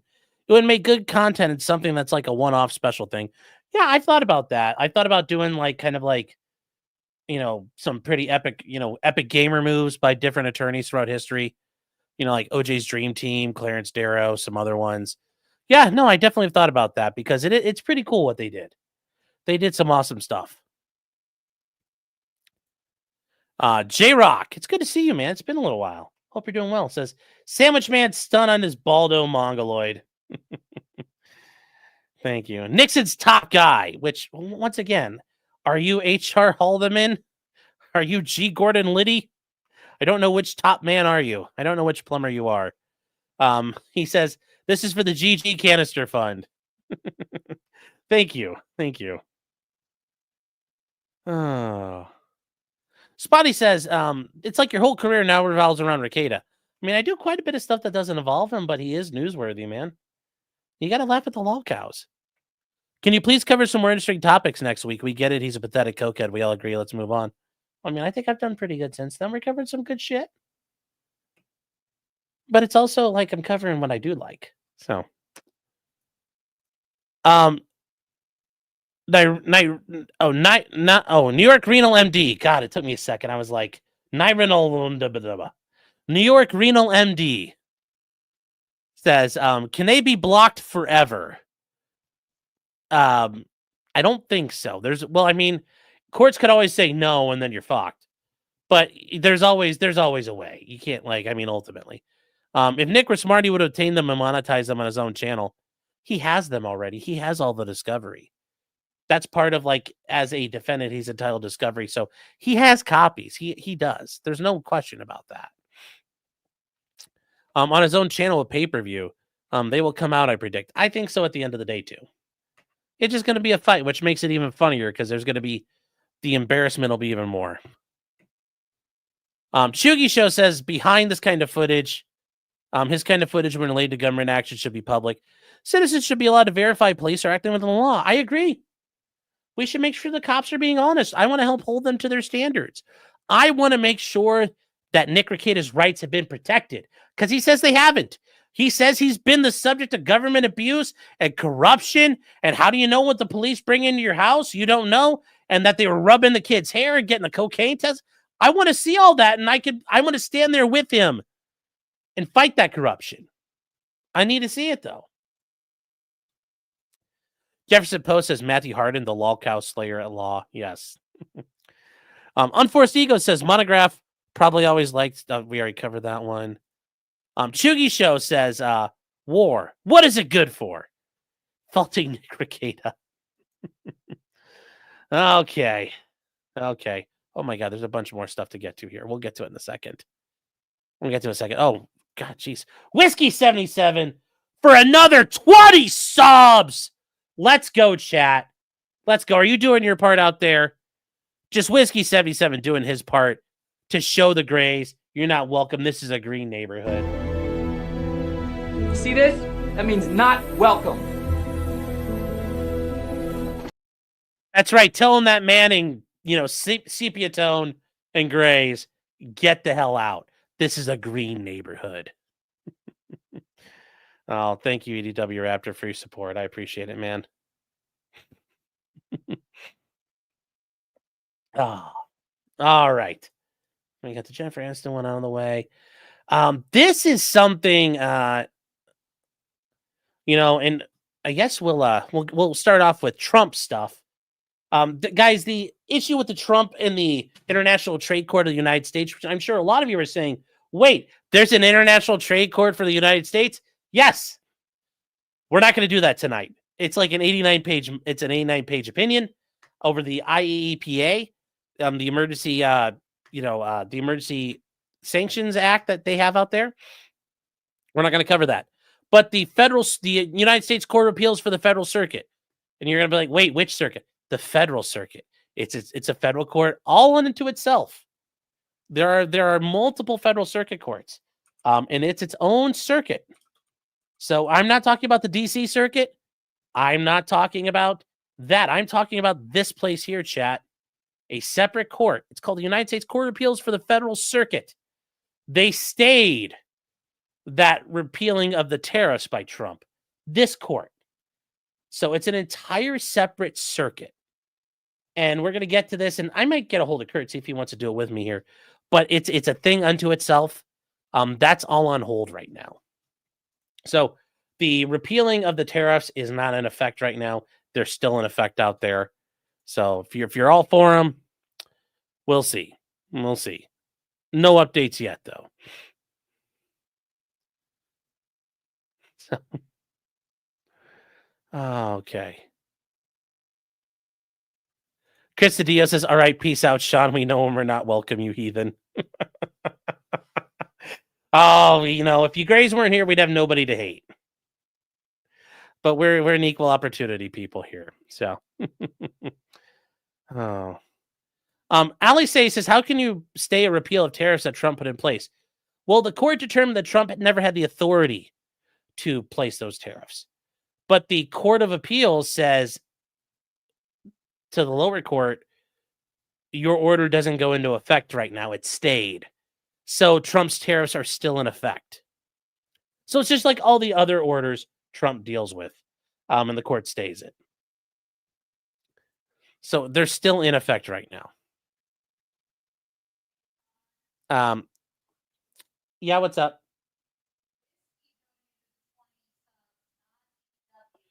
Did I say EDW?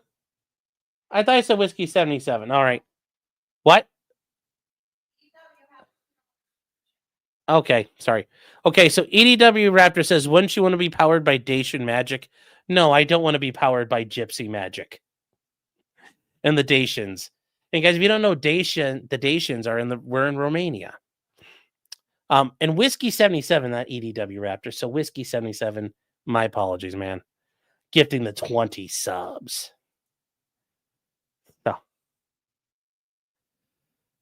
Tia Nina is saying, don't remind me June is next week. I know, it's fucking June. It's awful. It's such a shitty. It's been a shitty spring so far, temperature wise. All right, moving on to other things Trump did. Trump. This one's fucking weird. Like I said, I don't like a lot of things Trump does. I'm still kind of like with, but Trump pardons the Chrisleys, Todd and Julie Chrisley, from the show Chrisley Knows Best. They're getting out. They're getting out, chat. You're like, what? Yes, they're getting out. And you're like, well, how does that work? Well, they get out. And you're just like, why? Why? You're like, why? Why? But they are. They're getting out, and it's I don't know. Anyway, the Chrisleys went to federal prison for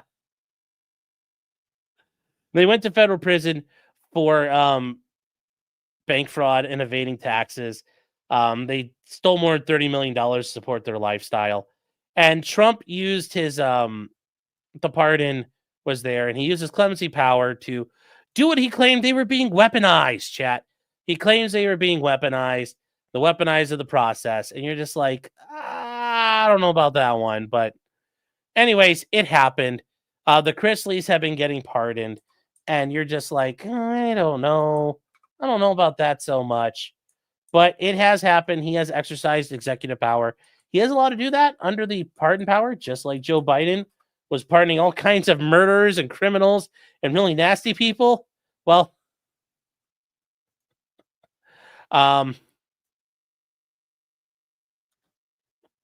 it's a little interesting how they did that. So,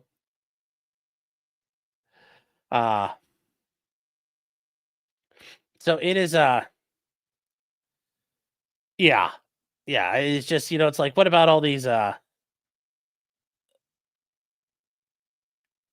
just is this guy really the one we want to pardon? Are they really deserving of a pardon? I'm like, I'm not so sure about that. I don't think this is proper, but hey, he's allowed to do it. He can get away with it. He can do whatever he wants there.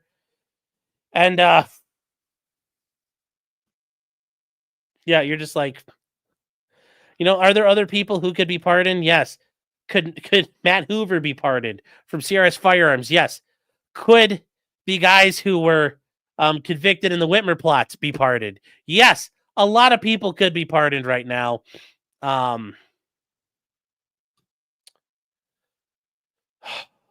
It could happen like that, but it didn't. It didn't happen that way. And you're just like, oh well. And I do think this is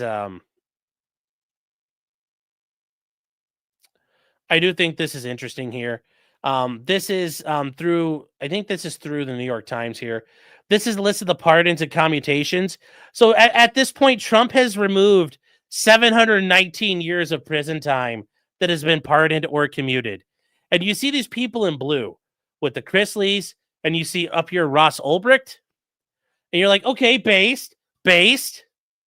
And then you get going a little further. You see Enrique Tarrio. You see Zachary Real, Dominic Pizzola, Rhodes. You see Ethan Nordine. You see Joe Biggs. And look at this. All January 6th related. That is pretty based. Based. I mean, there you go. That's actually kind of based when you look at what he's actually done so far. So, yeah, but you know what? If Federico has to get out for all the other guys to get out, you got to deal with it. But remember, guys, the Proud Boys are nothing but proud Western chauvinists who refuse to apologize for creating the modern world. It's all they're guilty of. Dostine says, if FPS was pardoned, could he have guns again? Yes, but I don't know if he wants to go back to that. It kind of seems like he's kind of moved on. But yes, if he received a full pardon, he could possess firearms again, because a full pardon is removing of any more punishment or the attachings of the punishment. So it would never change that he was convicted or pled out, but it would still be, but he would then do whatever he wanted. So, so that is there with the Chrisleys. You're just like, whatever. They were on the TV show Chrisley Knows Best. I just thought it was interesting, but they basically defrauded Atlanta banks out of $36 million.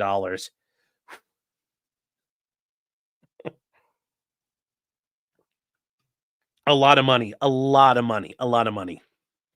And so that's kind of like the Trump issue there, chat. And then from here, this is actually really fucked up with guns. So we're going to talk about this here real quick, and I'm not going to bring it up too big. But this is a picture of the Sig Sauer P320. And it's a handgun that Sig Sauer created. And basically, they were told, and Sig tried to create a Glock without making a Glock. And they made a gun that when you drop it, it can fire.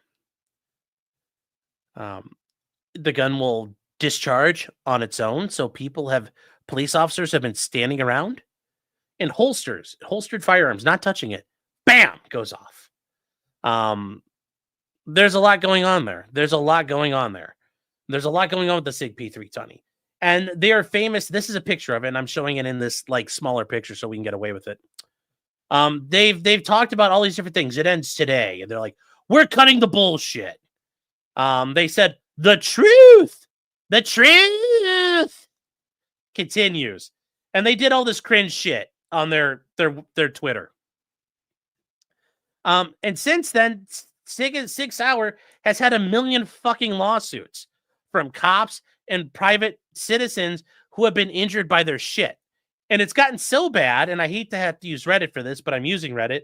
The Sig Sauer P320 manual and safety handling instructions includes down here at the bottom this really embarrassing part. This is like super fucking embarrassing. It says the most effective safety is to carry your pistol without a round in the chamber and to only load a round in the chamber only when ready to fire. That's a little awkward to do if you're using the gun as a self-defense means. You kind of have to do it if you're carrying a gun for social occasions when you may have to kill somebody or stop a threat. You can't just walk around with it, is what's called Israeli carry, with one with nothing in the chamber. And the idea is that you would draw the firearm, you would rack the slide, and then you would go to work. No. The idea is you draw the pistol, you start, index, and just, there is no drawing the slide. There is no racking the slide. So, yeah, condition carry is not for everyday civilians. And the reason why the idea is called Israeli carry is because back in the day, during like this, Israel's early founding, they were scrounging up weapons from wherever. The Israeli army, the Haganah and all those people that survived after the 1948 war and they got independence, they actually had Panzer IVs that they bought. They had Sherman tanks. They had Panzer IVs from the German army that they used. And they had a ragtag collection of every surplus gun they could find. The problem is they didn't have any money, so all these guns were worn out and clapped out. Well, the pistols were not mechanically safe. So the idea was, well, the only way, we'll shoot them when we need them, carry in an empty chamber. That's why they did it. But it's a real piece of shit. The Sig is a real piece of shit. Well, what did Sig do?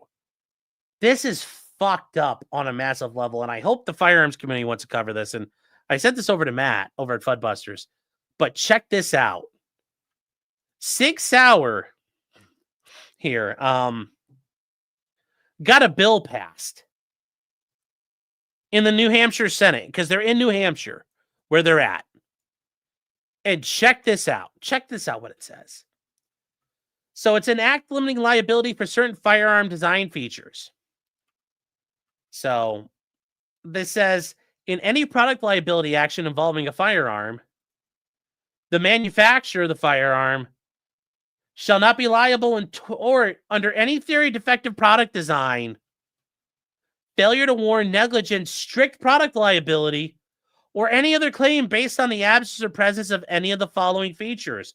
And if you guys understand what a Sig P320 has, a magazine disconnect mechanism, a loaded chamber indicator, an authorized user recognition technology. Now it's getting to smart guns because user recognition technology, they're planning ahead for that. And that's actually scary that Sig is worried, because that's an automatic indication a smart gun like the BioFire is fucking dangerous. It'll still go off. Anything with external mechanical safety, including but not limited to a hinged, pivoting, or tabbed trigger safety. Now, a normal safety, like, like if you've got guns that have safeties out there, like, depending on what you have, like if you've got like a, depending on what kind of, like if you have Beretta 92, like my Beretta 92, I have the FS model. So what does this guy have? Well, if you put the decock, you could decock into safety, and guess what? If you guys can hear that, when you put the, you decock it and go into safe. Okay, well now if I flip it up and I can see red, I can pull the trigger. Yeah, and so it's not just mechanical safeties, but like a Glock has a hinged or pivoting or tabbed trigger safety. Look at this shit. Look at what they're doing here. They say nothing in this section shall be construed to limit liability for a firearm manufacturer in cases where the claimant establishes the firearm contained an actual manufacturing defect or failed to operate in a manner consistent with the express warranty or representations. Yeah, I don't see how that works, because you're basically saying, if these things, but an actual manufacturing defect. But what happens if you made a magazine defect? Your disconnect doesn't work, or your external your safety's not working, or any other part of your trigger linkage isn't working, or any part of your fire control group is not working. How does this does not jive with this? These two don't work. So what part of the gun breaking can you actually sue over?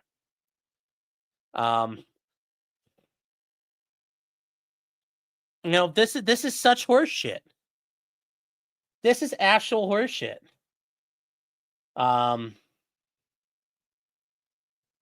So this is just ridiculous. This is actual garbage. This is actual garbage. So I don't. How much money did they have to pay to get this?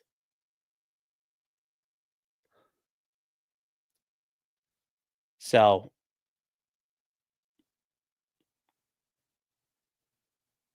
what are you guys arguing over here on the side?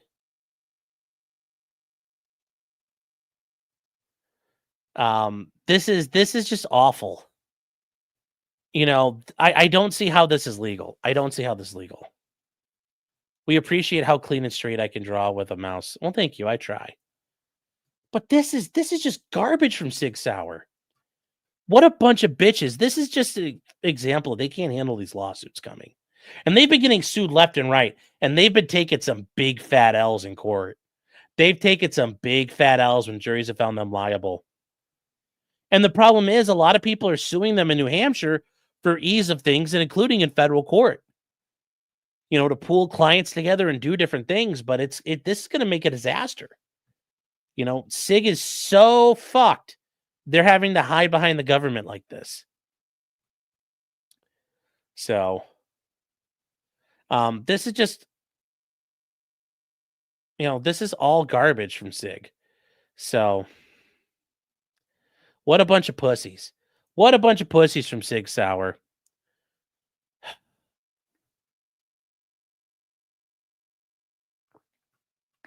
Bitch made. Absolutely bitch made, chat.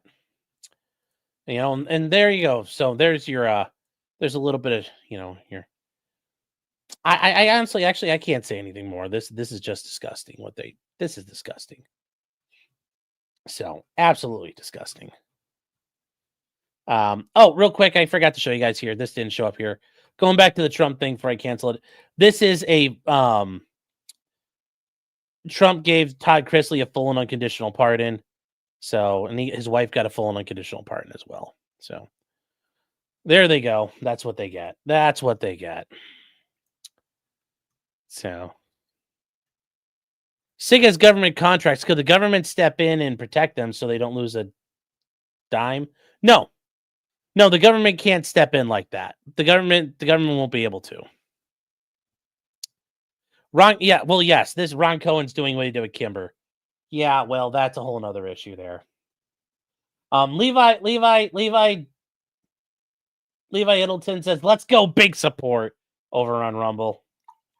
You guys over in locals are talking about the body cam, yeah. So, John says, "Was this gun's flaw foreseeable? Were they being cheap or lazy?" Both. They basically tried to invent a Glock without having a Glock. They had to do what John Browning did, where he had to make a 1911 without making a 1911 when he started working at FN. But this time they made a gun that was absolutely fucking awful. And this gun is dangerous. It's a dangerous fucking gun. So, yeah. So that is yeah. That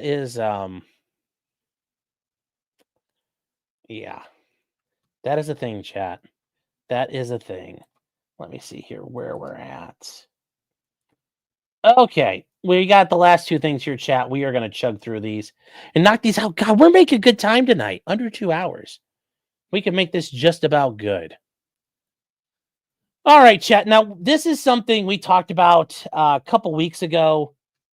And it was this judge in Wisconsin. And if you guys don't remember, this is Judge Ellen Burrs. And she's a judge in Wisconsin. And she was in court. And a defendant said he was at the hospital. And the judge got really mad and said, "Well, I'm going to have you arrested." So Judge Burrs hopped in her car. And she made the defense attorney for this guy hop in the car with her. And they started driving towards the hospital because she was going to personally arrest the defendant. The attorney involved talked her out of it.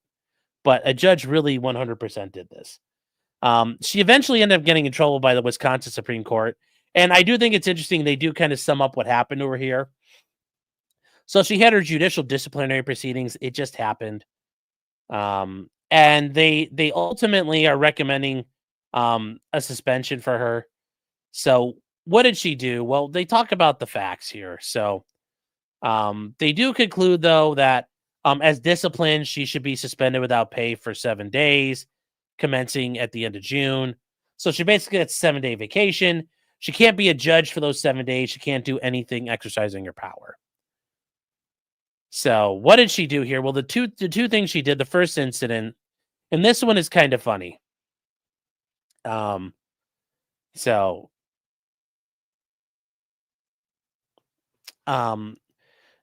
the first one's not funny. This was actually kind of like, wow, she's actually kind of fucked up. So there was a hearing in a case, and after previously having made requests for time to prepare for trial, the defendant asked for more time to request. And she said, "Okay, thank you. The last trial date was October, then it was scheduled to now. And the reason it was scheduled 6 months later was to give the defense every opportunity to look into things."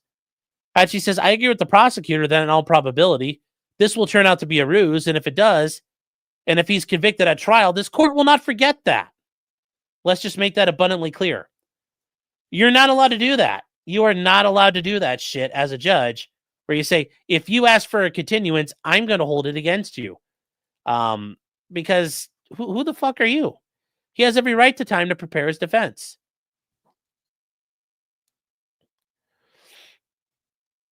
But listen to the rest of this. She says, "I'm requiring the state to take a position because it's really a gamble whether you want to put a child victim through a trial, and then if it was exculpatory information that would change the outcome, that's how I think it has to be. But if it were that, you'd have to put the child through another trial, which of course no one would want to do." And she says, "I'm going to allow the rescheduling." But she says, "I want to make this clear. You're not playing the game anymore after this. It's not a, look, I found another rabbit in the hat. Look, there might be something underneath this rug." And she says, "If this trial is rescheduled, we're not playing that game. So play that game with other people you're with. Go to the prison and talk to them all about the games you can play. We're done here." And the defendant says, "Yes, your sarcasm is extremely clear." Like, wow. Well, yeah. Yeah. And she says, "Good, I thought it would be. That's why I'm saying it that way, because I thought you would relate to with that. And she says, I don't. And then she says, I think you do. And he says, I don't. And the defense attorney is like, shut the fuck up. Very unprofessional. Very unprofessional.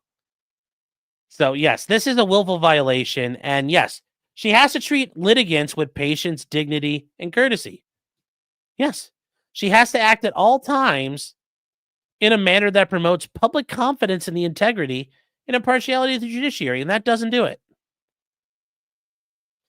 The second one, though, this is the hilarious thing.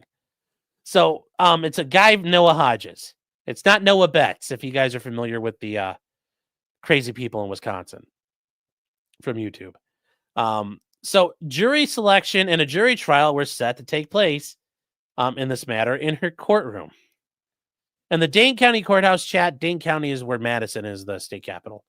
The guy did not appear for the scheduled the trial. I had this happen once. A client called me like 3:30 in the morning at a hospital he was having a diabetic emergency. And I'm like, you need to be at court, brother. I can't tell you no. All I can tell you is come to court. He's like, but I can't make it. I'm in the hospital. I'm like, I can't tell you not to. If you don't show up, I'll tell the court what's going on, but I can't tell you not to be in court, man.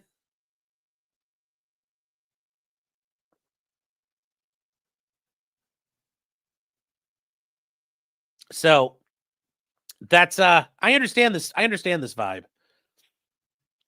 And having to sit there and explain to the judge, no, I did not tell him not to come, and then having to struggle to get court like paperwork from the hospital faxed over to the courthouse was another struggle. The attorney told Judge Burns that Hodges at a hospital had been admitted, and rather than issue a bench warrant for his non-appearance, the judge directed a staff member to determine his location, which that's actually not a problem. Figure out, is he actually at a hospital? Okay. Court staff learned that it was a hospital emergency room in Sun Prairie, which is a couple miles away. After obtaining location, the judge directed the bailiff to leave the courthouse and arrest him. After learning this was not possible,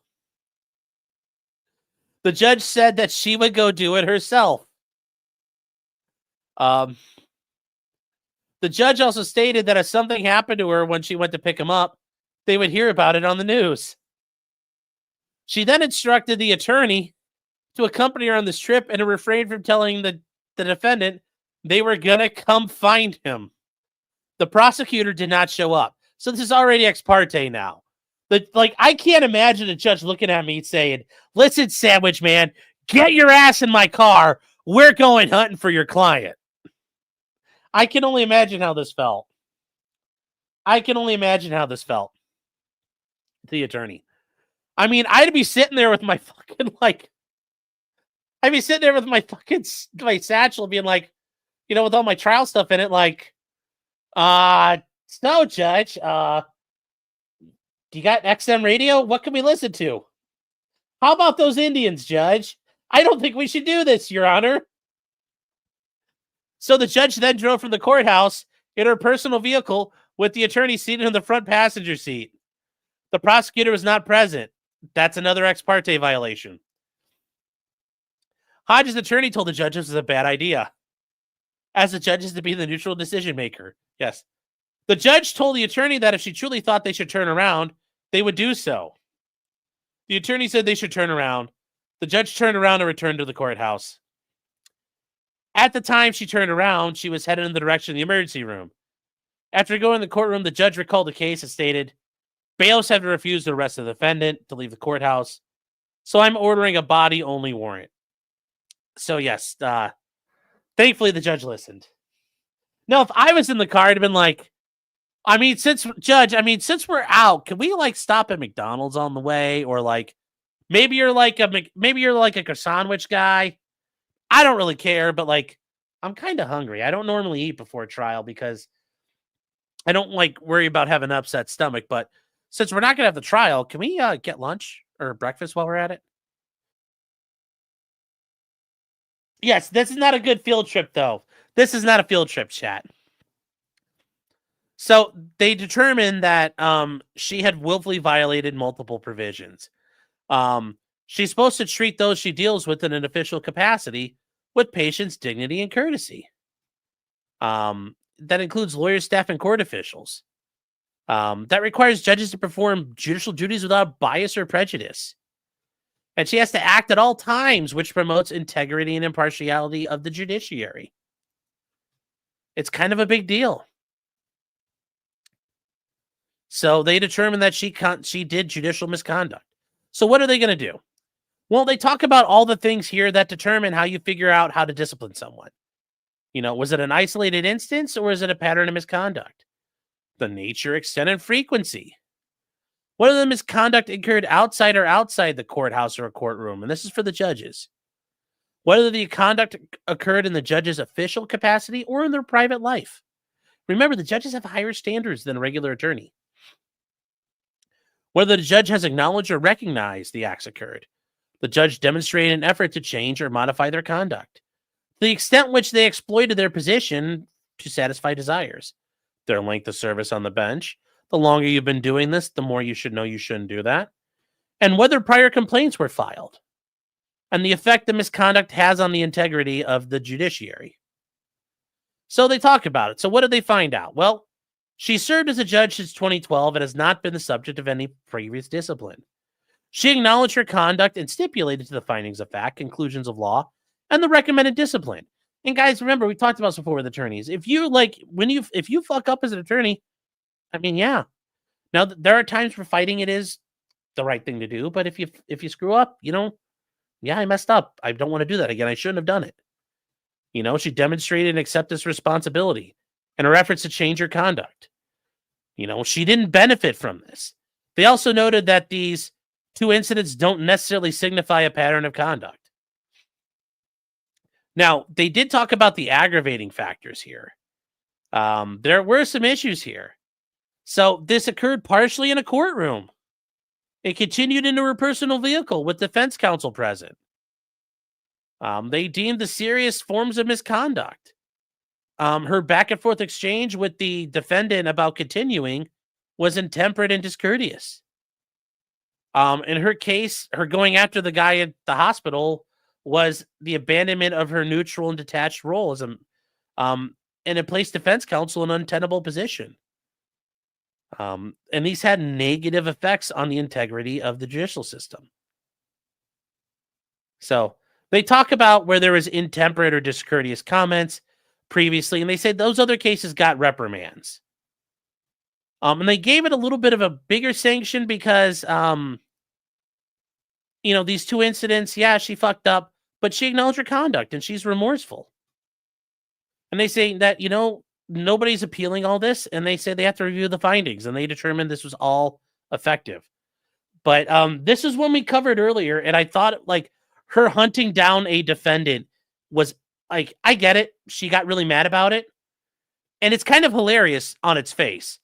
It's not good that she did it, but it's absolutely hilarious. And yes, if this was me, yeah, this would really fucking suck. But it's not me, so I'm allowed to, I'm allowed to talk about it. And yes, if certainly I think that, yes, if I was in a situation too, I'd be like, yeah, I was wrong. Shouldn't have done it. Shouldn't have done it. But she did it.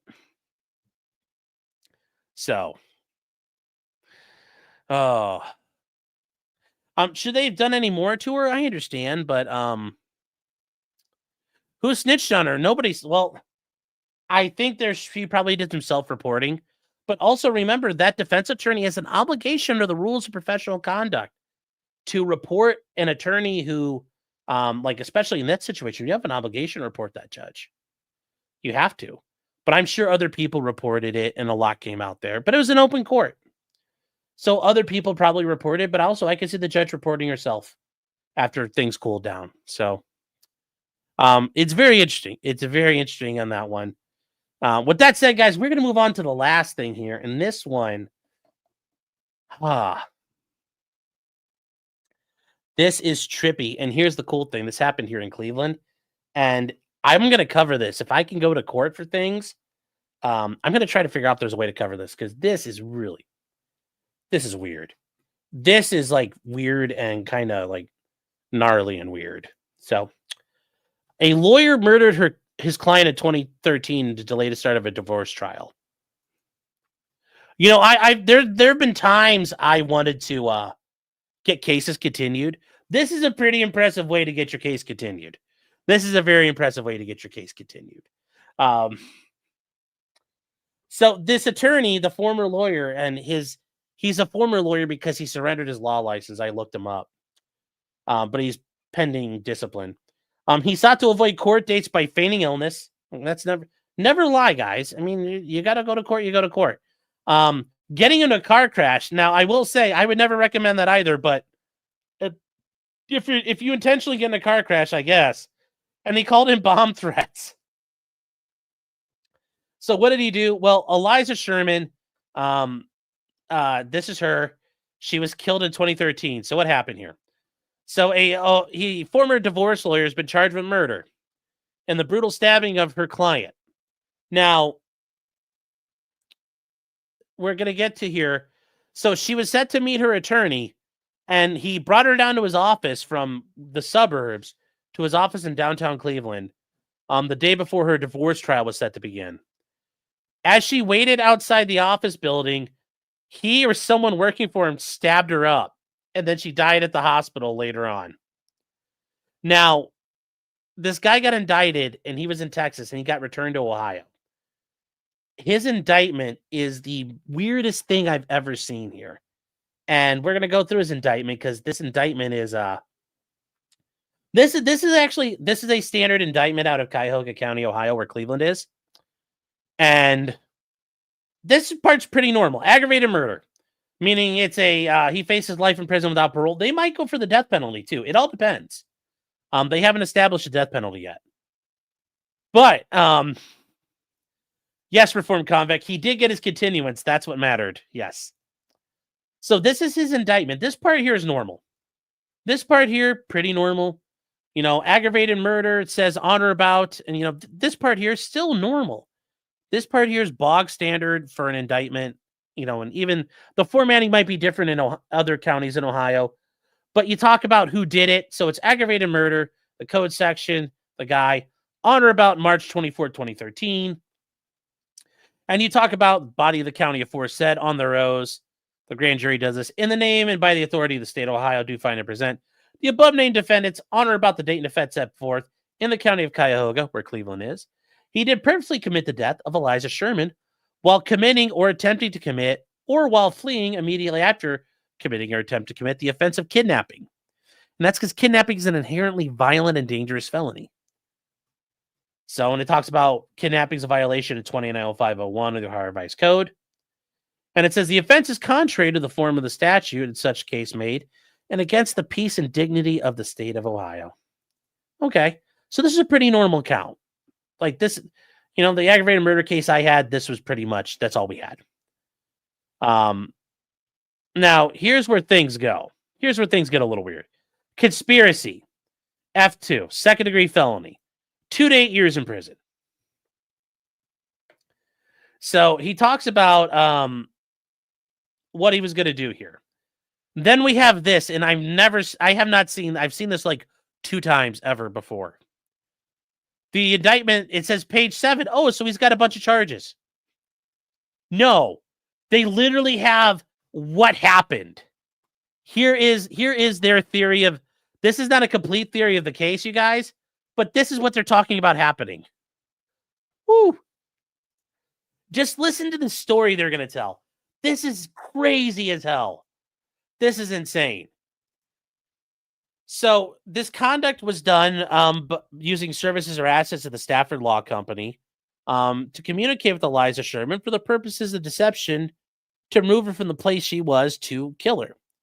So the purpose of her kidnapping was to obstruct Judge Gold from conducting a trial in the divorce of Sanford Sherman versus Eliza Sherman during the week of Monday, March 25th, 2013, a date that had been set in December of 2012. This goal was designed to be achieved by causing Eliza Sherman to be unavailable to attend the proceedings due to serious physical harm and her death. So what happened here? Well, this is where things get good. So Gregory Moore and at least one other unnamed individual learned that the Cuyahoga County Prosecutor's Office was investigating Moore's cell phone usage in 2012 because he had been making bomb threats and he was getting caught. When the bomb threats were called into courthouses where he was scheduled to be in trial.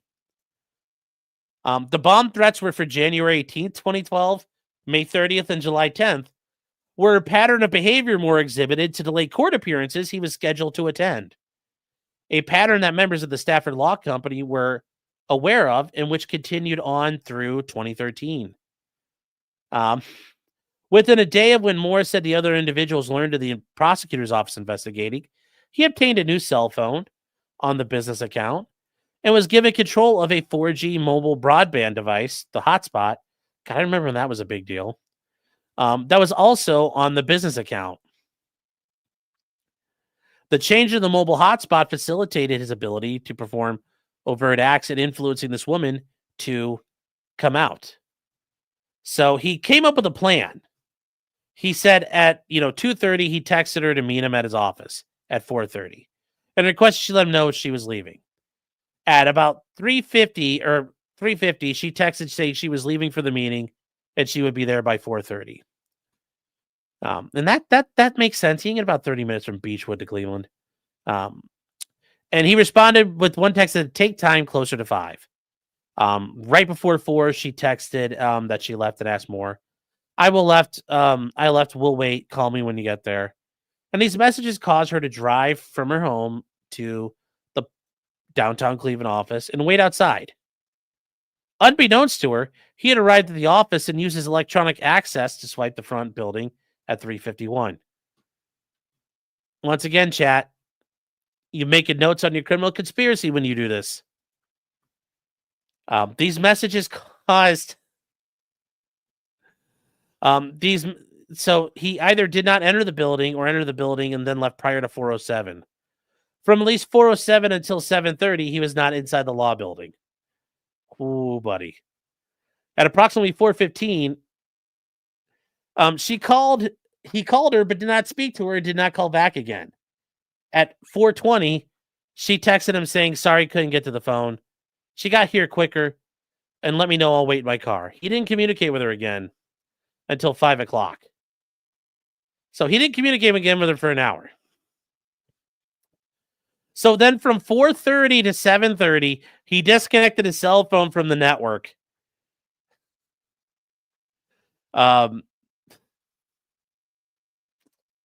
Brilliant job. So he couldn't make or receive calls, and it wouldn't create cell tower location evidence. Now, normally he couldn't send text, but he had a way around that. So he resumed texting with her by using the fucking hotspot that was given to him.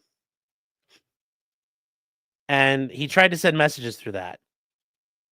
And then she said, will you be here soon? I'm outside. And then she said, will you be here soon? He responded saying, I've been here. And this caused her to wait outside. And then at 5:15, she sent a text saying, doors locked. I thought you would text me when you got here. She said, I've been at my car 45 minutes. How do I get in? And then she sent a text saying, if you are here, why don't you let me in? She said, I guess I'll go back to my car.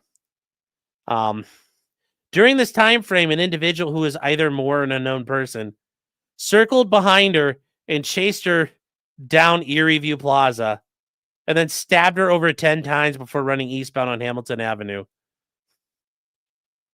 After the assault was complete and he was out of view of surveillance cameras, he resumed texting her while continuing to have his phone disconnected.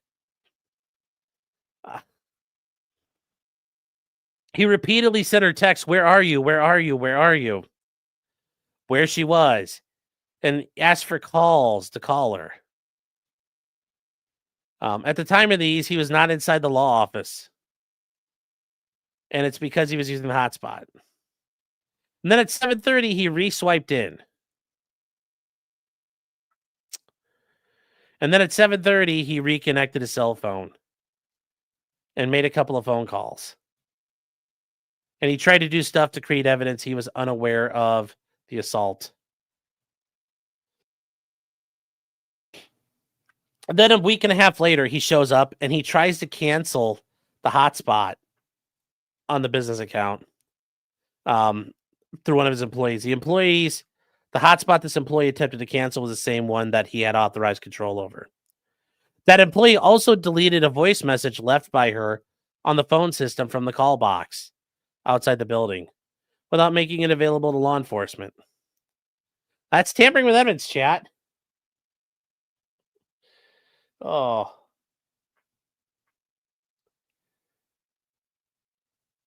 You guys are arguing, and I'm talking about a lawyer murdering his client. Holy cow. So, at the end of the month, he filed a notice of suggestion of death in the Sherman divorce case. On April 2nd, the divorce case was dismissed. Mission accomplished, chat. He got the case dismissed, thus ending the case without a trial having ever occurred. That same day, the person who authorized the change of the hotspot authorized Moore to switch to a different cell phone while still being on the Stafford Law business account. Well, you know, he got his continuance and he didn't have to go to trial, but like, why do you guys, like, what kind of I don't, like, if you're an attorney, you don't want to go to trial, don't do divorces. A lot of divorces go to trial. I mean, holy shit. That was ridiculous. That was ridiculous. But yes, he got his continuance. Mission accomplished. The case didn't go to trial. Mission accomplished. I mean, really. You know, how bad do you not want to go to trial, man? Come on. Come on. So he also got charged with kidnapping. Well, no shit. He was trying to kidnap her. Kidnapping, again, another count. And you guys notice these are being other parts of the kidnapping code, A3 and then A5. He's been also just charged with murder. Another count of murder. These are different counts of murder in the alternatives. He did purposely cause the death of Eliza Sherman. Then this is what's known as B murder, and it's felony murder, basically the proximate result of committing or attempting to commit an offense of violence. That's a felony of the first or second degree. That's how we have felony murder in Ohio. This is a very common one. A lot of people get slapped with in the alternatives. He got charged with murder again. You know, another count of murder. Another count of murder. Another count of murder. And yeah. So this is actually going to be pretty fun. This is going to be a pretty interesting case to cover. So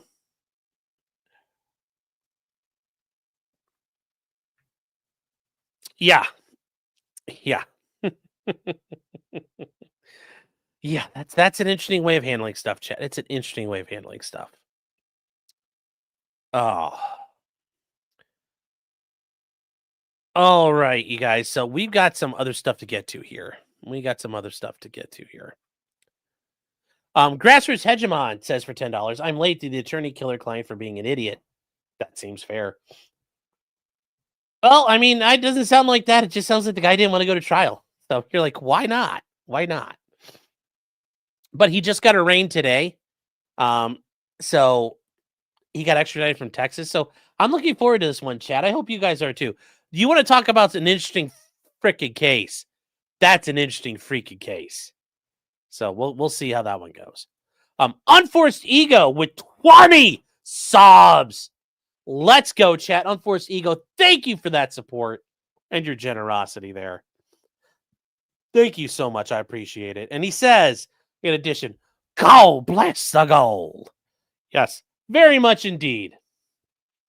Very much indeed, chat. God bless the gold. Iram Amin, good to see you, man. It's been a little while. Hope you're doing well. For 20,000 Indonesian rupees. Says the light Baldo Cam stream at Stoney's. Only for one KNU. Thank you for the super chat. Whiskey77 says for $10. Damn, Meme Copium's too cheap to buy a sub to Sean. Shame, shame. LOL. LOL. At Meme Copium. Brimstone says, you son of a bitch. You infected me with green. Oh, Brimstone got pause loaded there, so welcome, Brimstone. Rowan Coward says, how do you shoot Grays and Jannies? Easy. You just don't lead them as much. Michael Boyle says, yeah, but he's saying in regard to Carrie Reed, Tragos' audience thinks she's not guilty, and they're all average jurors. I agree, but here's the thing. I'm a lawyer, man. I doom. That's part of my job. Part of my job as a lawyer is to like, okay, and then what's going to happen? What's going to go bad? So I'm just telling you, I don't feel confident right now. Zero says, were we talking about Ben Thorpe in that picture? No, of the Jennifer Aniston stalker. I Hate Yankee says, enjoy Asylum, stalker child. Oh. Spud Gun for £5 sterling. The King Sterling says it's because the United Kingdom includes Scotland, which has a separate legal system. Ah, interesting. Interesting.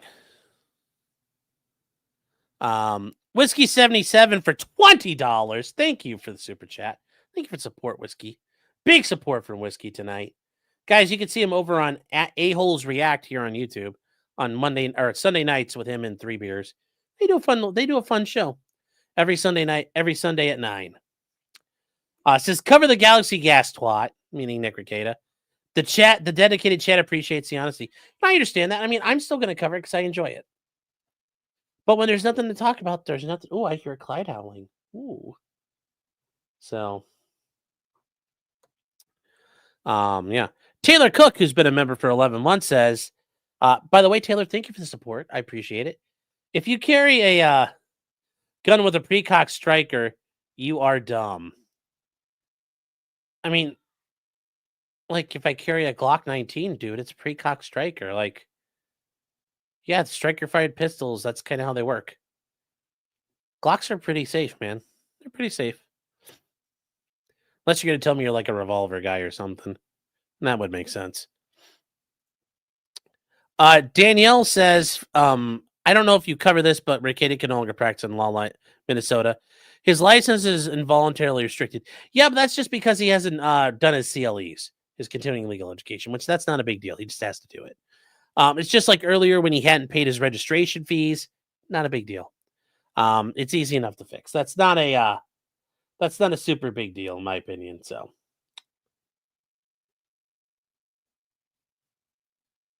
let me see here.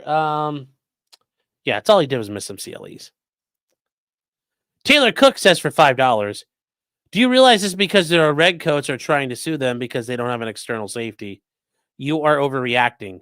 No, Taylor. Sig is being sued because they made a defective handgun that's gone off and injured a lot of people. A lot of people have been shot and injured by Sig's defective gun. It's a piece of shit. The 320 is garbage. 229, 226, love them to death. The P320, garbage. The P365, a lot better. P320, garbage. So, Stop Moss B says Sig has a military contract, so it makes sense this would pass. It shouldn't, though. I mean, their military contract has no bearing on state law. But, yeah, who really knows? But, yeah, this is... Sig getting that law passed is the epitome of corruption. It's not like Seekins Precision was worried. They're a gun company in New Hampshire, I think, or were. Not like Seekins Precision's going to worry about getting fucking sued. Jefferson Post says, I read a New York law saying you can't be sued for choosing to have or not have a feature, but you're still liable for a feature being faulty. Well, I think that's saying that if you make your defective or product liability or strict liability there, it's not just that, but it's Sig is worried because they're getting sued over their trigger and their fire control. That's why they're being sued. That's why they did this. That's what's killing them.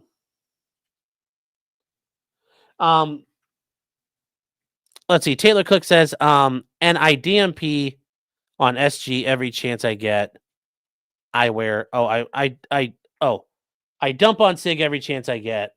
Wear a Glock. Yes, Glock's not bad. Glock's a good alternative. KW NY Upstate says, does the bar have a rule about not ending your client? I bet it only talks about not stealing from them, not having sex with them, etc., etc. Yes, technically that's not a violation of the professional rules in Ohio. It doesn't say I can't kill my client. T-Rex Trucking and More says, I'm just saying I have not wanted to go to work before, but I ain't saying I never thought about making somebody unalive to accomplish the end. I mean, I hear you. There have been times where I'm like, fuck, I don't want to go to court. Or a case is not resolved and the judge is like, well, we're set for trial. And I'm like, fuck. And you figure out what you can to resolve it. But I've never thought, oh, I need to call in a bomb threat. Or I'm on the way to court and I'm like, I really don't want to go. I'm going to get into a car crash on the way. Like that, none of that is worth it. None of that is worth it. Taylor Cook says, who is the friendly nation? I don't know what you mean by the friendly nation.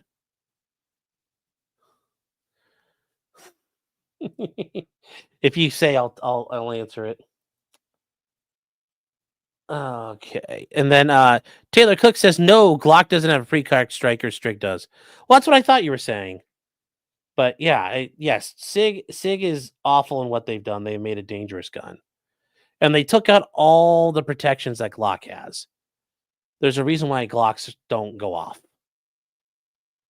And somebody was asking here, let me see here. Who asked it?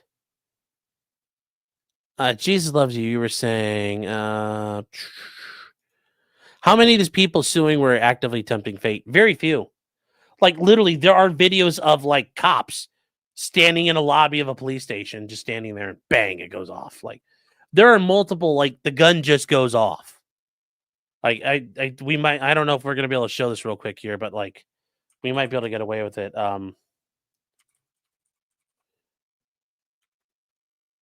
Let me see here.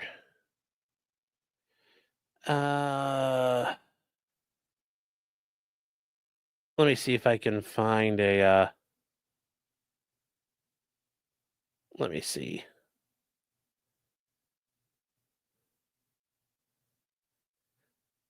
I'm trying to find it, but there's like a million of them where people are standing there and, you know, people are just standing around, the gun goes off. It's not like, it's a real thing, man. It's a real thing. Like people aren't fucking around with them. Like they're literally like, you'd be holding, like you take your gun and you just set it on the table and it can go off. But generally it's people walking around and it goes off. Like that, it is actually a thing that happens. Yeah, there's compilations all over YouTube of it. Like they are dangerous. So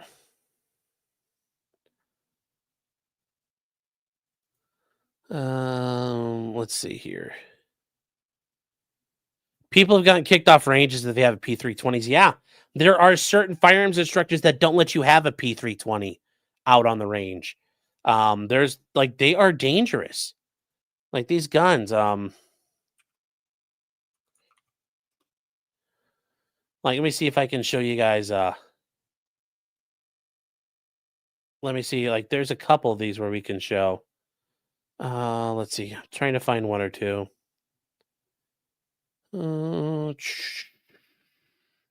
Twitter's got a shitload of them, but it's also a lot of people shilling for Sig.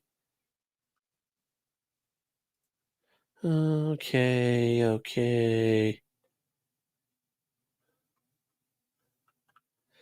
Yeah, but Sig is taking a beating with this. It is killing them. Hold on here, guys.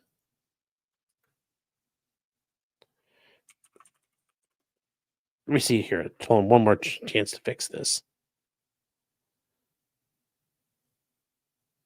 Okay. Yeah, if you guys just Google it, it happens all the time. Yeah, actually, here you go. This is actually a good example of it here. This is demonstration. I want you. This is at a firearms shooting class. If you guys have never seen what a shooting class looks like, this is a good example. But here you go. Watch. Everybody's done shooting. The instructor's talking. Everybody's holstered their firearms. And look what happens. Demonstration. I want you guys. Sorry, chat. Here we demonstration. go. Sorry. Here's the instructor talking. I want you guys. All right. Is it a fucking 320? Yep. All right. God damn it, dude. Get this gun off my range. Don't bring it back on the range. Like it happens. It happens a lot. It happens enough. It happens enough. So can't find any, like, there's just, if you Google it, like they've been hit with tons of lawsuits over this stuff. And they're starting to lose. So, oh, you guys found the video I was talking about? Okay, well, there you go. I'm glad. Well, I share the screen, yes. So.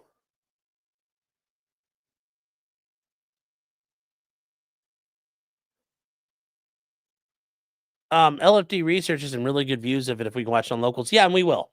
We can watch it over on locals. Will Valiant Renegade keep wearing his hat? Oh no. I mean, you can like the P365.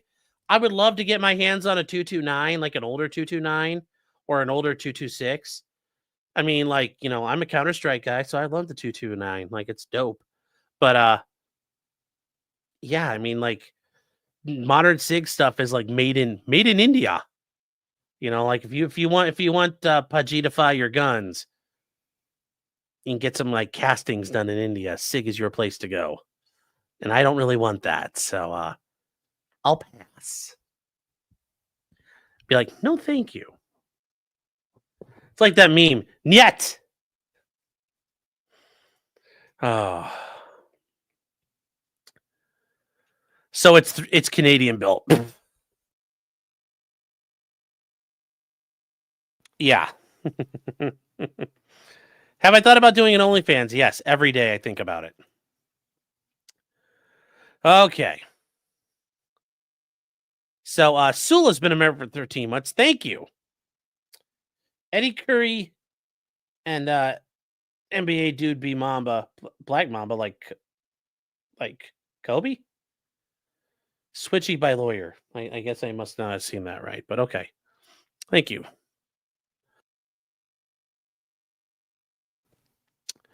Okay, that's a shame for $19.99 for the sticker. That's a shame. Thank you. Thank you. Thank you so much. And it's good to see you. It's been a little while. Hope you're doing well. I got to do an only feet. Yeah, my hairy toe knuckles. I have hobbit feet. Tridio. It's been a member for 4 months. Thank you, Tridio. Says, you know what else just goes off? These nuts. Yeah. Yeah. So if you can't control it, I guess that's, if you really want to admit to that, I guess that's a funny and weird thing to admit to. Whiskey 77 for $10 says T-Rex trucking him more as a Swift driver. No, IED isn't his future. Oh no. I remember when I worked at FedEx and we were in the yard and Swift drivers would come in. Those guys are sometimes the worst. Minnesota Knows says, who would I trust more, Casey Anthony or the P320? Probably Casey Anthony. Malcolm Combs been a member for 13 months. Says, I think he meant the baby mama. Oh, yeah, maybe. Yeah, maybe there. That makes sense.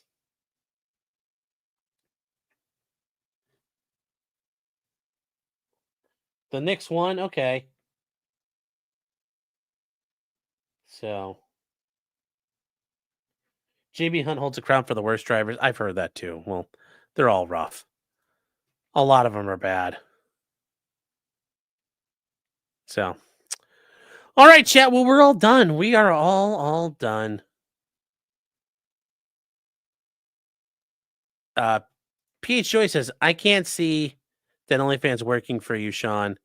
Your greatest virtues lay in your honest soul and firm morals. Well, I appreciate that. I appreciate those kind words from you. But I say this and I just, you know, I just say this is like, it's something I've learned, you know, growing up and everything. Never meet your heroes. Never meet your heroes. And as the, you know, it's And this is something I just think is important here. It's something always important to remember. It's it comes from the Psalms. Put not your faith in princes, nor in the Son of Man, in whom there is no help. And it's just something to be careful about. Put not your faith in princes. So I just think it's be careful. So that doesn't mean I'm out there murdering people or I got like a pile of coke behind me. I'm just saying in general. So I'm just saying in general.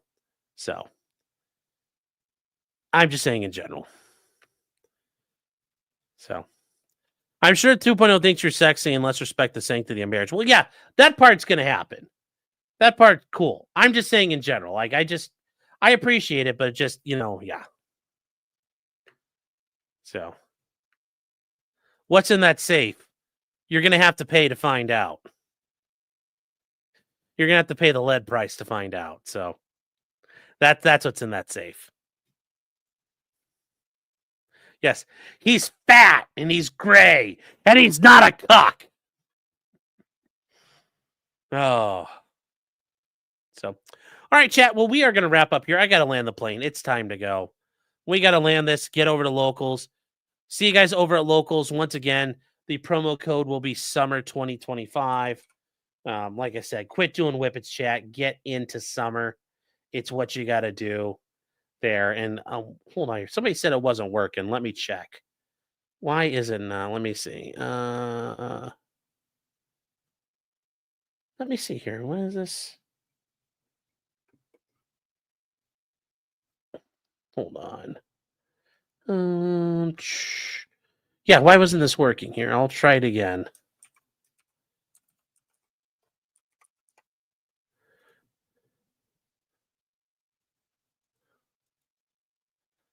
Hold on here, chat. Why is this not working?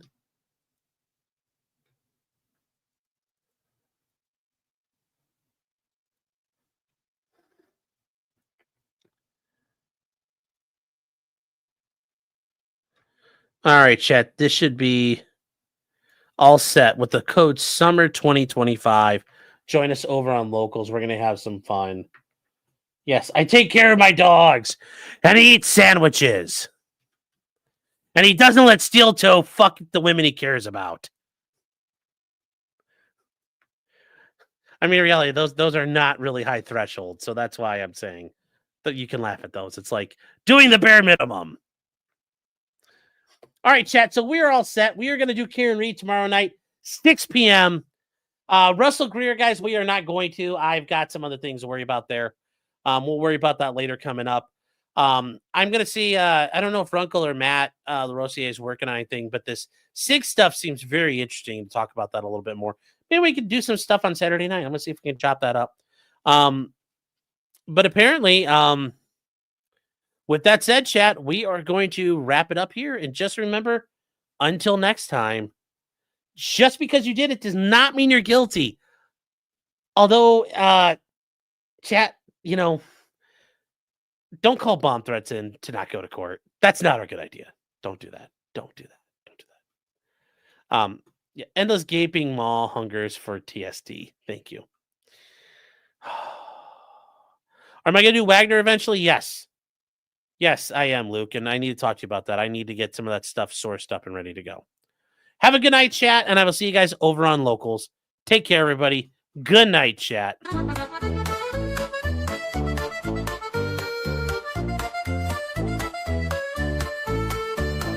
Weapons, blacksmithing, and models of planes, esoteric works, and even some trains. Much merriment had while drinking White Claws, tips on hunting, and even talking the law. Whatever you do, just don't talk to cops, even when they nab you on illegal stops. Just 'cause you did it doesn't mean you're guilty, but please talk to a local attorney.